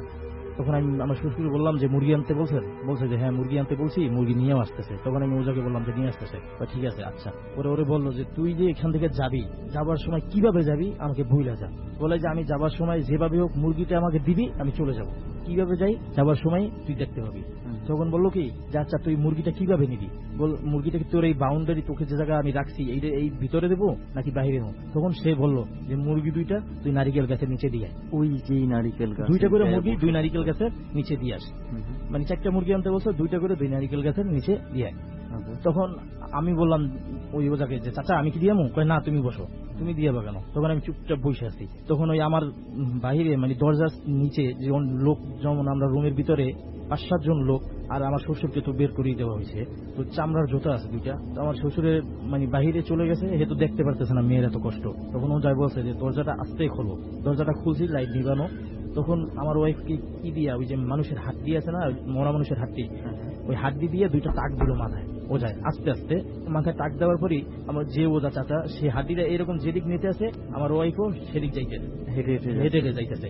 যাওয়ার আগে ওই যে চক দিয়ে যে দাগটা দিয়েছিল আর কয়লা দিয়া ওই দাগটাকে মুছা দিতেছে, এক কোণা একটু মুছা দিতেছে। আচ্ছা, তো ওই যাওয়ার পরে ওই যে দরজা পর্যন্ত নেছে, দরজা পর্যন্ত নিয়েই হাড্ডিটা এইভাবে রাইখে হাতের উপরে বলছে যে তুই যাওয়ার সময় একটা জুতা, যে জুতাটা তোর পছন্দ হয় তুই ওই জুতাটা মুখে দিয়ে কামড়াইয়া দৌড় দিয়ে গেট পর্যন্ত নিবি, এর বেশি ওরে নিবি না। দেখলাম যে একটা চামড়ার জুতা মুখের ভিতরে কামড় দিয়া নিয়ে সে দৌড় দিল, আর দৌড় যে দিছে এত স্পিডে ভাই ওর সাথে আমিও দৌড়ে পাবো না, এত স্পিডে দৌড় দিছে। আপনার ওয়াইফ মেইন গেট খোলা, দৌড় দিয়ে যায় টাস করে ওই মেইন গেটের সামনে রাস্তায় পড়ে গেল। তার যে জামা ভাইয়া পুরা জামাটা রক্তে ভরা, মুখ চাইপা ধরছিল পুরা রক্তে ভরা, ওই যে পইরে গেছে। কিন্তু ও যাই বইলে গেছে যে যখন পইরে যাবে আপনারা কেউই ধরবেন না, আমিই যাই ধরবো। পইরে গেছে আমরা কেউ ধরি না, আমরা পিস পিস দৌড় দিছি কিন্তু ধরি নাই আমরা কেউ। তখন ও যাই পানির ছিটা মিটা দিয়া রুমের ভিতরে আনছে, আনার পরে সে নব্বে বেহুশ ভাইয়া, তার কোনো হুশ নাই। পরে ওই আমার শাশুড়িকে বলছে যে তুমি ওরে এই মুখটা মুছাই টুছাই দাও। পরে মুছাই টুছাই দেওয়ার পরে ও মোটামুটি সুস্থ, মানে যে হুশ নেই এমনি, ওজা বলছে যে ওর জ্ঞান ফিরে আসবে, এমনি ওই সুস্থ আছে এখন। পরে ওজা ওর 2-3টা তাবিজ দিল। পরে ওই যে মুরগি চারটার কথা ভাইয়া, ওই ওজা ওই রাতে বলছে যে মুরগি আমি দিয়ে আসবো, তোমরা কি দিয়ে আসার দরকার নাই। তখন বাইরে গেছে রাইট 1টা বাজছে, তখন আমরা তার কাছে মুরগি দিয়া আমার ওয়াইফকে নিয়ে আমার তাবিজ টাবিজ যখন বাইরে দিয়েছে তখন আমার শ্বশুরের রুমে নিয়ে গেছি। নিয়ে যাওয়ার পরে ওয়াইফকে নিয়ে আমি এই রুমেই শুইছি। ওই যে কাকা যে কবিরাজ তাকে একারই ওই রুমে শুইতে দিছি যে আপনি একাই থাকেন, আর তার রুমে আমাকে রাখবেও না, আজকে কেউকে রাখবে না, সে একাই থাকবে। তখন সে ওই জায়নামাজের উপরে মুরগি চারটে রেখে দিয়েছে, রেখে দিয়া সেই মুরগি চারটে রাত্রে কখন যে দিয়ে আসছে ওইখানে যাইয়া, মানে ওজা বলতে পারে, আমিও বলতে পারি না বা বাড়ির কোনো লোকও বলতে পারে না। তখন সকালবেলা আমারে বলছে যে মুরগি তো দিয়ে আসছি। আমি মুরগি দিয়ে আসছেন মানে মুরগি নেছে গেরা ছুটেই দিয়ে আসছেন, না বান্ধ অবস্থায় আমি 2টা ধুই নারিকেল গাছের নিচে রেখে আসছি। আমি সকালবেলা যে দেখছি শুধু পাক আছে না, পশমগুলি আছে, মুরগি নাই, কোনো মুরগি নাই। এরপরে আমার ওয়াইফ খুব সুস্থ, আমার জেঠশো খুব সুস্থ ভাইয়া, এইটাই ছিল আমার ঘটনা।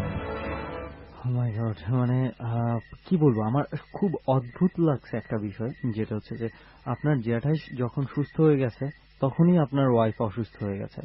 এমন কি ঘটেছে মাঝে যে আপনার ওয়াইফ সুস্থ হয়ে গেছে, আপনার জ্যাঠাই? এই ঘটনা মানে একটু আমি বলতে ভুল করছি, যেমন কিছু সময় সুস্থ ছিল দুজন, তার ভিতরে আমাদের পাশের বাড়ির 2-3টা বাড়ির পরই একটা মেয়ে অসুস্থ হয়েছে, হঠাৎ করে অসুস্থ। তার মানে এই জিনিসটা কারো না কারো শরীরে পাস হচ্ছিল, কারো না কারো কাছে ডাইভার্ট হয়ে যাচ্ছিল। আলটিমেটলি আপনার ওয়াইফের শরীরে যখন আসছে ওখান থেকেই তাকে তাড়ানো হয়েছে, তাড়ানো হয়ে গেছে। মানে তারে ওই ওজায় বলছে যে 7 সমুদ্র 13 নদী নাকি কি বলে, যে এটার ওদিকে যাবি, ওর কাছে আর জীবনে আসবি না। তখন পর এখন পর্যন্ত আমার ওয়াইফ খুব সুস্থ। কতদিন হয়েছে এই ঘটনা? এই ঘটনা 2 বছর হয়ে গেছে। 2 বছর যাবত সুস্থ আছে। আমার বাচ্চার বয়স 2 বছর 3 মাস। আমার বাচ্চা 3 মাস। ওয়াইফের বড় বোন কি অবস্থা? উনিও সুস্থ? উনিও খুব সুস্থ। ফাইনালি আসলে সুস্থ হয়েছেন। আসলে এরকম কিছু বিষয় আছে, যেমন এই যে মুরগি দান করার কিছু বিষয় রয়েছে, রক্তের মাধ্যমে কিছু একটা বিশুদ্ধ হতে চায়, এই জন্য ওরা অনেক সময় রক্ত চায়। এটা আমি জানি না যে আসলে সত্য কিনা। যে আমাকেও কিছু বলা হয় না, আমাকে বলছে যে সকালবেলা যে মুরগি দিয়ে আসছি, কিন্তু আমি মুরগি দেখার জন্যই গেছিলাম। আমি যাইয়া জাস্ট শুধু মুরগির পশমগুলি আছে, এই পশমগুলি দেখছি, আর কোনো দিন নেই। 2টা গাছের নিচেই 2টা মুরগির যতটুকু পশম হবে অতটুকু, ঠিক অতটুকু পরিমাণে আমি পাইছি। আচ্ছা আচ্ছা, অন্য কিছুই আমি পাই। ওকে, তো এইটা ছিল হচ্ছে আপনার প্রথম ঘটনা, যেটা আপনার ওয়াইফ এবং বলতে গেলে আপনার ফ্যামিলির মেম্বারদের সাথে ঘটেছে।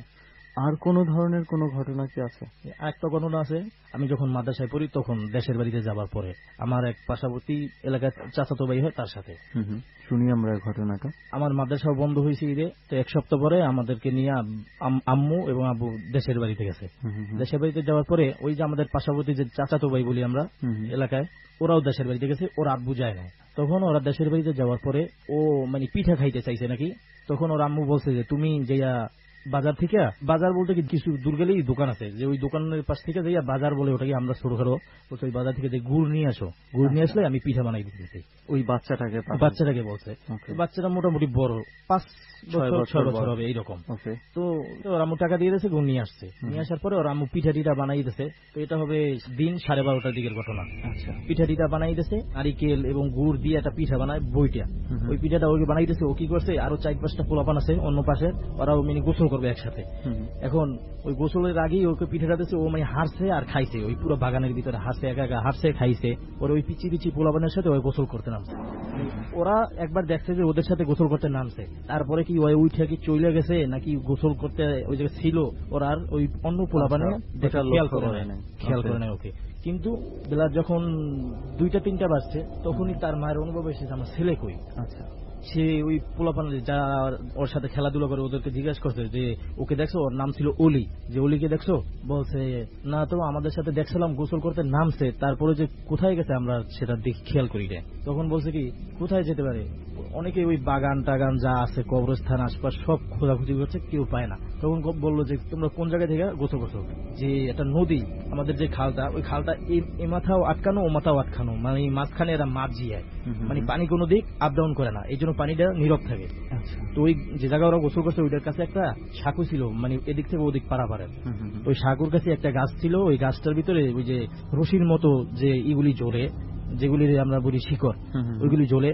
তো ওই গাছটা ঠিক নিজ বরাবরই ওকে, মানে কিতে বলবো এটা বলতে পারবো না, মানুষ যেটা বলে যে শয়তান, ওকে মাথা নিচের দিক দিয়ে পা উপরের দিক দিয়ে বাইন্ধে রাখছে, পায়ের ভিতরে বেঁধে রাখছে বলতে ওইখানে যেহেতু লতা পাতা বলছেন যে রশির মতো, হ্যাঁ ওই গাছটা ওইটা তো পেঁচায়ও যেতে পারে না, হাতে পায়ে পেঁচায় যেতে হতে পারে। ওটা মানে পেঁচানো তো ভাই একটা সিস্টেম, কিন্তু এমন কায়দায় ওকে পেঁচানো হয়েছে ওকে বাইন্ধে রাখছে। ওকে কেউ মানে যেভাবে বাঁধে এটা আসলে পেঁচায় গেলে একটা বোঝা যাবে পেঁচ খেয়ে গেছে, কিন্তু এটা বোঝা যাচ্ছে যে কেউ বেঁধেছে, কেউ ওকে বেঁধেছে। ওকে পরে ওই যে 2-4 জন আইসে, ওরা নিচে সব হাত আইসে, যে পানিটা তো কোনো দিক লড়ে না, যদি ডুবেও যায় তা আশেপাশে আছে, কোথাও থাকবে, বা ওই গাছের নিচ সবাই আতাও, বা ওই যে সাকুর আছে, সাকুর নিচে মাছ ধরার জন্য ডাল পাল ফালাইতো অনেকে, যে ওই খোঁজো। তখন একজন নাকি গাছের নিচ দিয়ে নামতে নামতেই হঠাৎ তার পায়ের সাথে বাইচে গেছে, হাত এরকম হাত ছিল তো, হাতের সাথে পা বাজছে। তখন সে মনে করছে যে হয়তো কোনো কিছু হাত দিয়েছে, তাকে হাতের ভিতরে আটকে গেছে। তো সে চিৎকার করেছে, চিৎকার করে উঠেই যে এইখানেই আছে, এইখানে আরো 2 জন যাইয়া একসাথে ওকে তুলছে। তুলেই দেখি এই যে নিচ থেকে প্রায় 2 হাত উপরে হবে ওই লতাগুলো একসাথে পেঁচানো, ওর পায়ের সাথে পেঁচাই রাখছে। কেউ মনে হয় বেঁধে রাখছে ওকে, এই অবস্থায় ওকে রাখছে।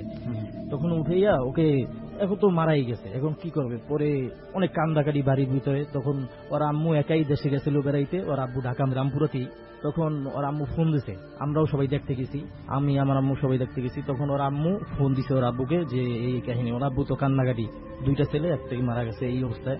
তখন বললো যে আমি আসার আগ পর্যন্ত আমার ছেলেকে মাটি দেবা না, আমি যেভাবেই হোক রাত্রে আমাদের দেশে আবার ভাঙ্গে ভাঙ্গে যাওয়া যায়, মাওয়া থেকে তাড়াতাড়ি করে যাওয়া যায়, বলছে যে আমি যেভাবেই হোক চলে আসবো।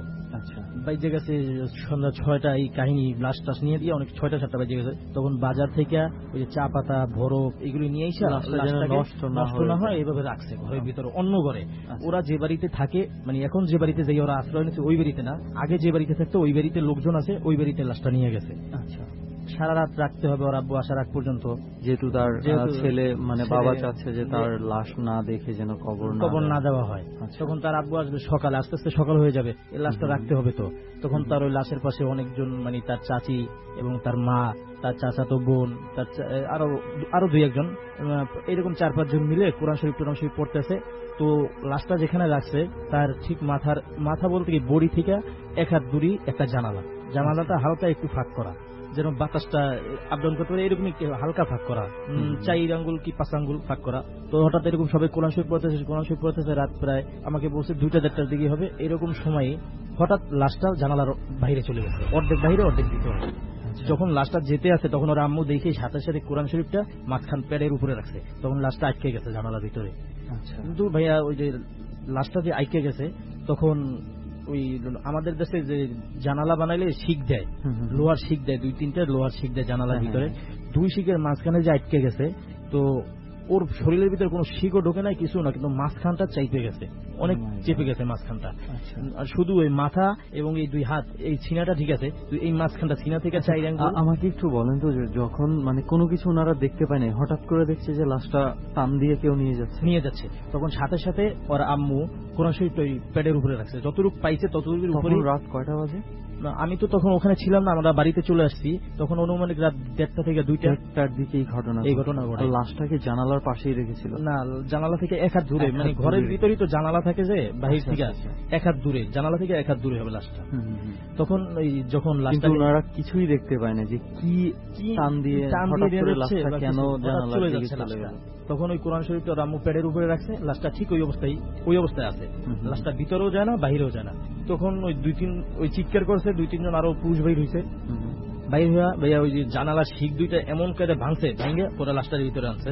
মাই গড, এত জোরে টান দিছে যে বডি সহ ইয়েতে ওই শিকের যতটুকু অল্প জায়গা আছে এর ভেতরে ঢুকে গেছে, এবং কি তার মাথা ঠিক আছে, এই হাতের ছিনাও ঠিক আছে, শুধু জাস্ট এই বুকের এইখান থেকে চিকন হয়ে গেছে, যতটুকু জানালার জায়গা ছিল অতটুকু হয়ে গেছে। সবাই অবাক যে একটা হাতের পরিমাণ কিভাবে হয় যে এইরূপ। তখন ওই শিক ভাঙ্গা মানে ওরে আনা যাইতেছে না, কারণ মাঝখানটা তো আটকে গেছে, উপরে শিকের মোটা, ভিতরে নিচেও মোটা, মাঝখানটা চিকন। তখন ওকে ওই জানালার শিক ভেঙে আবার রাত্রেবেলা ভিতরে আনা হয়েছে। ওই যে চা পাতা অনেক কিছু পুড়ে গেছে, টানতেছে পুড়ে গেছে, তখন আবার চা পাতা ঠিক মতন দিয়া রেখে সবাই, এবার যতজন আসলো আরো বেশি লোক বসে আছে পাহারা দিয়ে সবাই। আচ্ছা, জানালাটা যেই দিকে জানালাটা ছিল ওই দিকে কি ছিল? ওইদিকে পিছন বরাবর বাগান ছিল, গাছ টাছ বাগান ছিল, মানে মানুষজনের ওইদিকে মানুষজন নাই, কিন্তু ওই বাগানের ঠিক যদি বাগান থেকে আপনি হাঁটেন 2 মিনিট গড়ি ধরা, ঠিক 2 মিনিট হাঁটলেই তারপরে ওরা যে বাড়িতে নতুন থাকতো চাইয়া ওই বাড়িটাই যেতে হবে। মানে ওই পিছনে অনেক বড় বাগান, ওই বাগানের মাঝখান বরাবরই ওদের নতুন বাড়ি, যেখানে বৈশা পিঠা টিঠা খাইছিল ওই বাড়ি, ওরা ওই বাড়িতে থাকতো। তারপরে সকালবেলা ওর আব্বু আসলো, ওর আব্বু এসে এরকম হুজুর টুজুর নিয়ে ওকে মাটি দেওয়া হইলো, কিন্তু মাটি দেওয়ার পর ভাইয়া প্রায় 2-3 মাস ওরা ঘুমাইতে পারে না। কেন ঘুমাইতে পারে না বলতে, হুজুর আনছে, হুজুর আনার পরে হুজুর কি করবে, হুজুর ওই বাড়িটারে বান দিয়ে দিয়েছে, যেন আমাদের দেশে বলে বাড়ির ঘরের ভিতরে যেন কোনো কিছু না থাকে, এই জন্য মিলাদ টিলাদ পড়ায়। হুজুর আইনে মিলাদ টিলাদ পড়াইছে, কিন্তু ওদের বাড়ির পাশ থেকে অনেক কান্নাকারির আওয়াজ আসে, মানে ওরা শুনতে পায় রাত্রে, মানে এইসব কান্নাকারির আওয়াজ শুনলে মানে ওই বাচ্চা কাঁদতেছে, যে বাচ্চাটা মারা গেছে তার বাচ্চাই কাঁদতেছে, বা অমুক ওই যে আরো অনেকের কান্নার, মানে পরিচিত লোকেরই কান্নার আওয়াজ পাইতেছে, মানে তাদের মনে হইতেছে যে অনুভব করতেছে যে আমাদেরকে কান্দার অনুভব করে বাহির করতে চাইতেছে। ওরা তো সবকিছু বোঝার পরে ওরা বের হয় না। তারপর একদিন হঠাৎ করে অনেক লোকই নাকি এখনো ভাইয়া দেখে যে মসজিদে যাওয়ার সময় অনেক মুরব্বীর আছে যে দেশ গ্রামে মাগরিবের নামাজ পড়ে এসাও পড়ে রাত্রেবেলা চলে আসে, তখন অনেকেই দেখে যে ওই বাচ্চাটা, যে বাচ্চাটা মারা গেছে, ওই বাচ্চাটা ওই বাগানে হাঁটে একলা হাঁটে। এখনো দেখা যায় যে বাচ্চাটা রাত্রেবেলা একা একা হাঁটে। এবং ওই যে আমাদের যে মসজিদের ইমাম সাহেব, সে ঈশান নামাজ পড়াইয়া, ঈশান নামাজ শেষ করে রাত্রে মানে 8টার দিকে, আমাদের দেশে 7:30 পৌনে 8টার ভিতরে নামাজ শেষ হয়ে যায়, তখন সে মসজিদ টজিদ তালা লাগাইয়া হেরিকেন আছে হাতে, হেরিকেন নিয়ে যাচ্ছে। তো ওই যে নদীটার কথা বললাম যে যেখানে ওর লাশটা পাওয়া গেছে, সাকু, ওই তার ওই পারি তার বাড়ি, সে সাকু পরেই যেতে হয়। সে দেখতেছে কি যাওয়ার সময় ইমাম সাহেব মানুষ, তার মনে হুজুর মানুষ তো, সে অনেক কিছু পারে, সে তবু ওই হেরিকেন নিয়ে একা একা যাচ্ছে, জোরে জোরে সুরা পড়তে পড়তে চলে যাচ্ছে, তার মনে ভয় না, নামাজ পড়ার শেষ। তারপরে সে দেখতেছে কি যে ওই বাচ্চারা সাগর এপার একবার আসে ওপার একবার যায়, এইদিকে একবার আসে, মানে নদীটার এইদিকে একবার আসে ওই বাচ্চাটাই। তখন সে হঠাৎ করে এই জিনিসটা দেখে, তার তো সুরা টুরা সবই বন্ধ, মুখ থেকে সেই চিৎকার করে ফেলাইছে। সে আর ওই যখন এই সব বিষয়ে তার অনেক অভিজ্ঞতা আছে, সে নিজেই ভয় পাইছে। ভয় পাওয়ার পর সে আর ওদিক যায় নাই, সে হেরিকেন নিয়ে অস্তে পিছনের দিকে গেছে, যেদিক থেকে সে আসছিল ওই দিকে গেছে।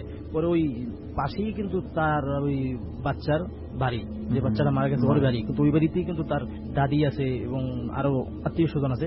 সে হুজুর ওই বাড়িতে না ঢুকে সোজা পিছনে ওই বাড়ি চলে গেছে। সবাই জানে যে এই বাড়িটার আশেপাশে কিছু একটা আছে। ওই বাচ্চার অনেকে দেখতে পায় ভাইয়া, অনেকে, মানে 100-র ভিতরে 80% লোকই ওই বাচ্চাটাকে দেখতে পায়।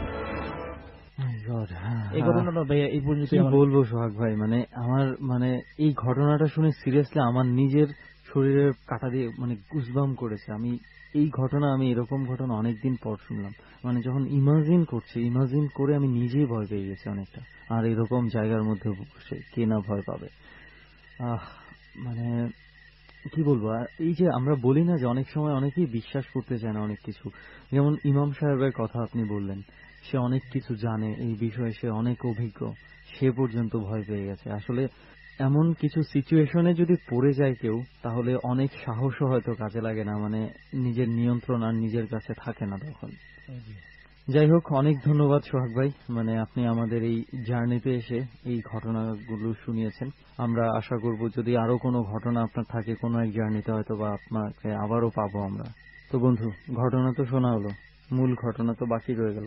মূল ঘটনা বাকি রয়ে গেল, মানে কি জন্য কেন আমরা এখানে এসেছি।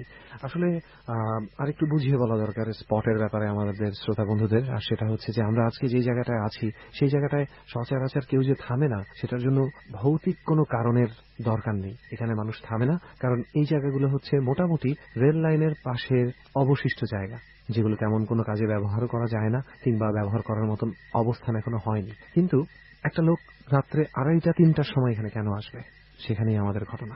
এবং ঘটনার শুরুটা হয়েছিল একটা খুবই সাদামাটা একটা ঘটনা দিয়ে, একটু ফিল্মি একটা ঘটনা দিয়ে, রাইট। কিন্তু এটার এন্ডিংটা হয়েছে সম্পূর্ণ টোটাল একটা ডিফারেন্ট জিনিস দিয়ে। আজ থেকে বেশ কয়েক বছর আগের ঘটনা এটা। এই ট্রেন স্টেশন দিয়ে একজন দম্পতি যাচ্ছিল এবং তারা নিউলি ম্যারিড কাপল। রাইট। প্রথমবার তারা ঈদ করতে যাচ্ছিল, বাড়ি যাচ্ছিল। সো হাজবেন্ড নেমেছে স্টেশনে কোনো কিছু একটা কেনার জন্য, এবং সেই স্টেশনের নাম হচ্ছে আমরা যেখানে নেমেছি উল্লাপাড়া রেল স্টেশন। তো ওখানে নেমে সে কোনো কিছু কিনতে যাচ্ছে এবং হয়তো সে একটু অন্যমনস্ক হয়ে গেছিল বা একটু ওভার কনফিডেন্স ছিল, কিছু একটা এরকম ছিল। মিলিয়ে সে মানে একটু কনফিউজ ছিল আর কি, যেহেতু জায়গাটাও চেনে না, এখানে ট্রেন কতক্ষণ থামবে না থামবে এগুলো তার কোনো আইডিয়া ছিল না। তো ঠিক এই সময়ে ট্রেনটা ছেড়ে দেয় এবং সামহাউ সে ট্রেনটা মিস করে ফেলে এবং ট্রেনের পেছনে সে দৌড়াতে দৌড়াতে অনেক দূর পর্যন্ত চলে যায়। অনেক দূর, এবং অনেক দূর বলতে আসলেই অনেক দূর। এবং সেই অনেক দূরটা দৌড়াতে দৌড়াতে এমন একটা জায়গায় এসে যে থামে, যে জায়গাতে আমরা এখন বসে আছি। এক্স্যাক্টলি এই জায়গাটা যখন ওই মানুষটি ক্রস করার পরে সে হঠাৎ করে ধাক্কার মতন খেয়ে বোঝে যে সে আসলে মানুষের সঙ্গ থেকে কত দূরে চলে এসেছে, কতটা খালি একটা জায়গায়, এবং সে ভৌতিক না, সে চোর ডাকাতের ভয়ে আতঙ্কিত হয়ে যায়। প্রথমে মানে যে কোনো মানুষকে এই আতঙ্কটাই পেয়ে বসবে প্রথম দিকে। এবং তারপরে যে ঘটনাটা ঘটে সেটা হচ্ছে সে বুঝতে পারে সে অনেক দূরে চলে এসেছে এবং সে আবার পেছনে হাঁটতে শুরু করে, এবং পেছনে যখন হাঁটতে শুরু করে তখন সে একটা ভয়ানক বিপদের মধ্যে পড়ে। ট্রেন ধরার জন্য সে দৌড় দিয়ে দিকজ্ঞানহীন হয়ে যেভাবে দৌড় দিয়েছিল, সে এতই বাজে একটা রাস্তা পার করে চলে এসেছে যে রাস্তাটা দিয়ে তখন যেতে তার ভয় করতে শুরু করে। স্বাভাবিকভাবে কেউ আসবে না, যথেষ্ট চিকন ভাঙাচোরা একটা রাস্তা, তার দুই ধারেই খাদ, এবং যে কেউ আলোর মধ্যেও এখানে হাঁটতে গেলে পড়ে যেতে পারে। অথচ এই লোকটা রাত 3-3:30টার সময় দৌড়ে এই জায়গাটা ক্রস করে ফেলে, এবং সে যথেষ্ট সাবধানভাবেই ফেরত আসার সময়, যখন সে বুঝতে পারে ট্রেন সে ধরতে পারবে না, ফেরত আসার সময় সে ভয় পায় এখন সে কিভাবে যাবে, কিন্তু তাকে তো যেতেই হবে। আসলে ওনার ফেরত আসতেই হবে, তার কারণ হচ্ছে হঠাৎ উনি দেখতে পেলেন প্রায় 6-7 জনের একটা দল তার দিকেই হেঁটে হেঁটে আসছে, কিন্তু তাদের আচরণে মনে হচ্ছে না যে তারা তাকে দেখতে পেয়েছে। তাদেরকে ঠিক মতন দেখাও যাচ্ছিল না, কালো কালো 6-7টা অবয়ব মাত্র। এবং এটা দেখে সে ডাকাত বা চোরের দল ভেবে সে মোটামুটি লাইফের রিস্ক নিয়েই ব্রিজটা পার করে এখন এই মুহূর্তে আমরা যেখানে বসে আছি এই ওয়ালের সামনে এসে, এই জায়গাটার কাছাকাছি এসে সে দেখতে পায় অপোজিট দিক থেকে ওই 6-7 জন লোক আসছে। একটু আগে যারা তার পেছনে ছিল তারা সামনে থেকে আসছে। সামনে থেকে ওই লোকগুলোকে আসতে দেখে একেবারেই আতঙ্কিত হয়ে যায় সে। কিন্তু তখনই ঘটে অদ্ভুত ঘটনাটা। এই যে ওয়ালটার সামনে আমরা বসে আছি, এই ওয়ালের পেছন থেকে কেউ একজন বলে ওঠে, আপনি সামনে এগিয়ে যান, আপনার কোনো সমস্যা নেই। মানুষটা তাকায় না, ওয়ালের পাশে তাকাতেও তার ভয় লাগছিল, কারণ কণ্ঠটা সে জানে না রাত্রে 3-3:30টার সময় কে তাকে এই অভয়টা দেবে, এবং সে সেটা না জেনেই কোনো এক কারণে বাধ্য হয় আসলে বিশ্বাস করতে ওই লোকটার কথা, এবং সামনে এগিয়ে যায়। ওই যে মানুষগুলো সামনে দিয়ে হেঁটে আসছিল তারা কোনো এক কারণে ডান দিকে বা বাম দিকে অন্য কোনো একদিকে চলে যায়, এবং সে হাঁটতে হাঁটতে আবারও কোনো মতে পৌঁছে যায় সেই উল্লাপাড়া রেল স্টেশনে। তো এই ছিল কাহিনী, এবং সেই লোকটাকে আমরা বলেছিলাম এই স্টোরিটা ডরে বলার জন্য। তো সেই লোকটা এমন একটা জায়গায় জব করে যেখানে থেকে ওনার পক্ষে এক্সপোজ করা সম্ভব না নিজেকে। সেই কারণে আমরা কোন অর্গানাইজেশনে আছেন, কি ধরনের অর্গানাইজেশনে আছেন বা উনি কে তার কিছুই বলতে পারছি না, ওই জন্য আমরা 100% দুঃখিত।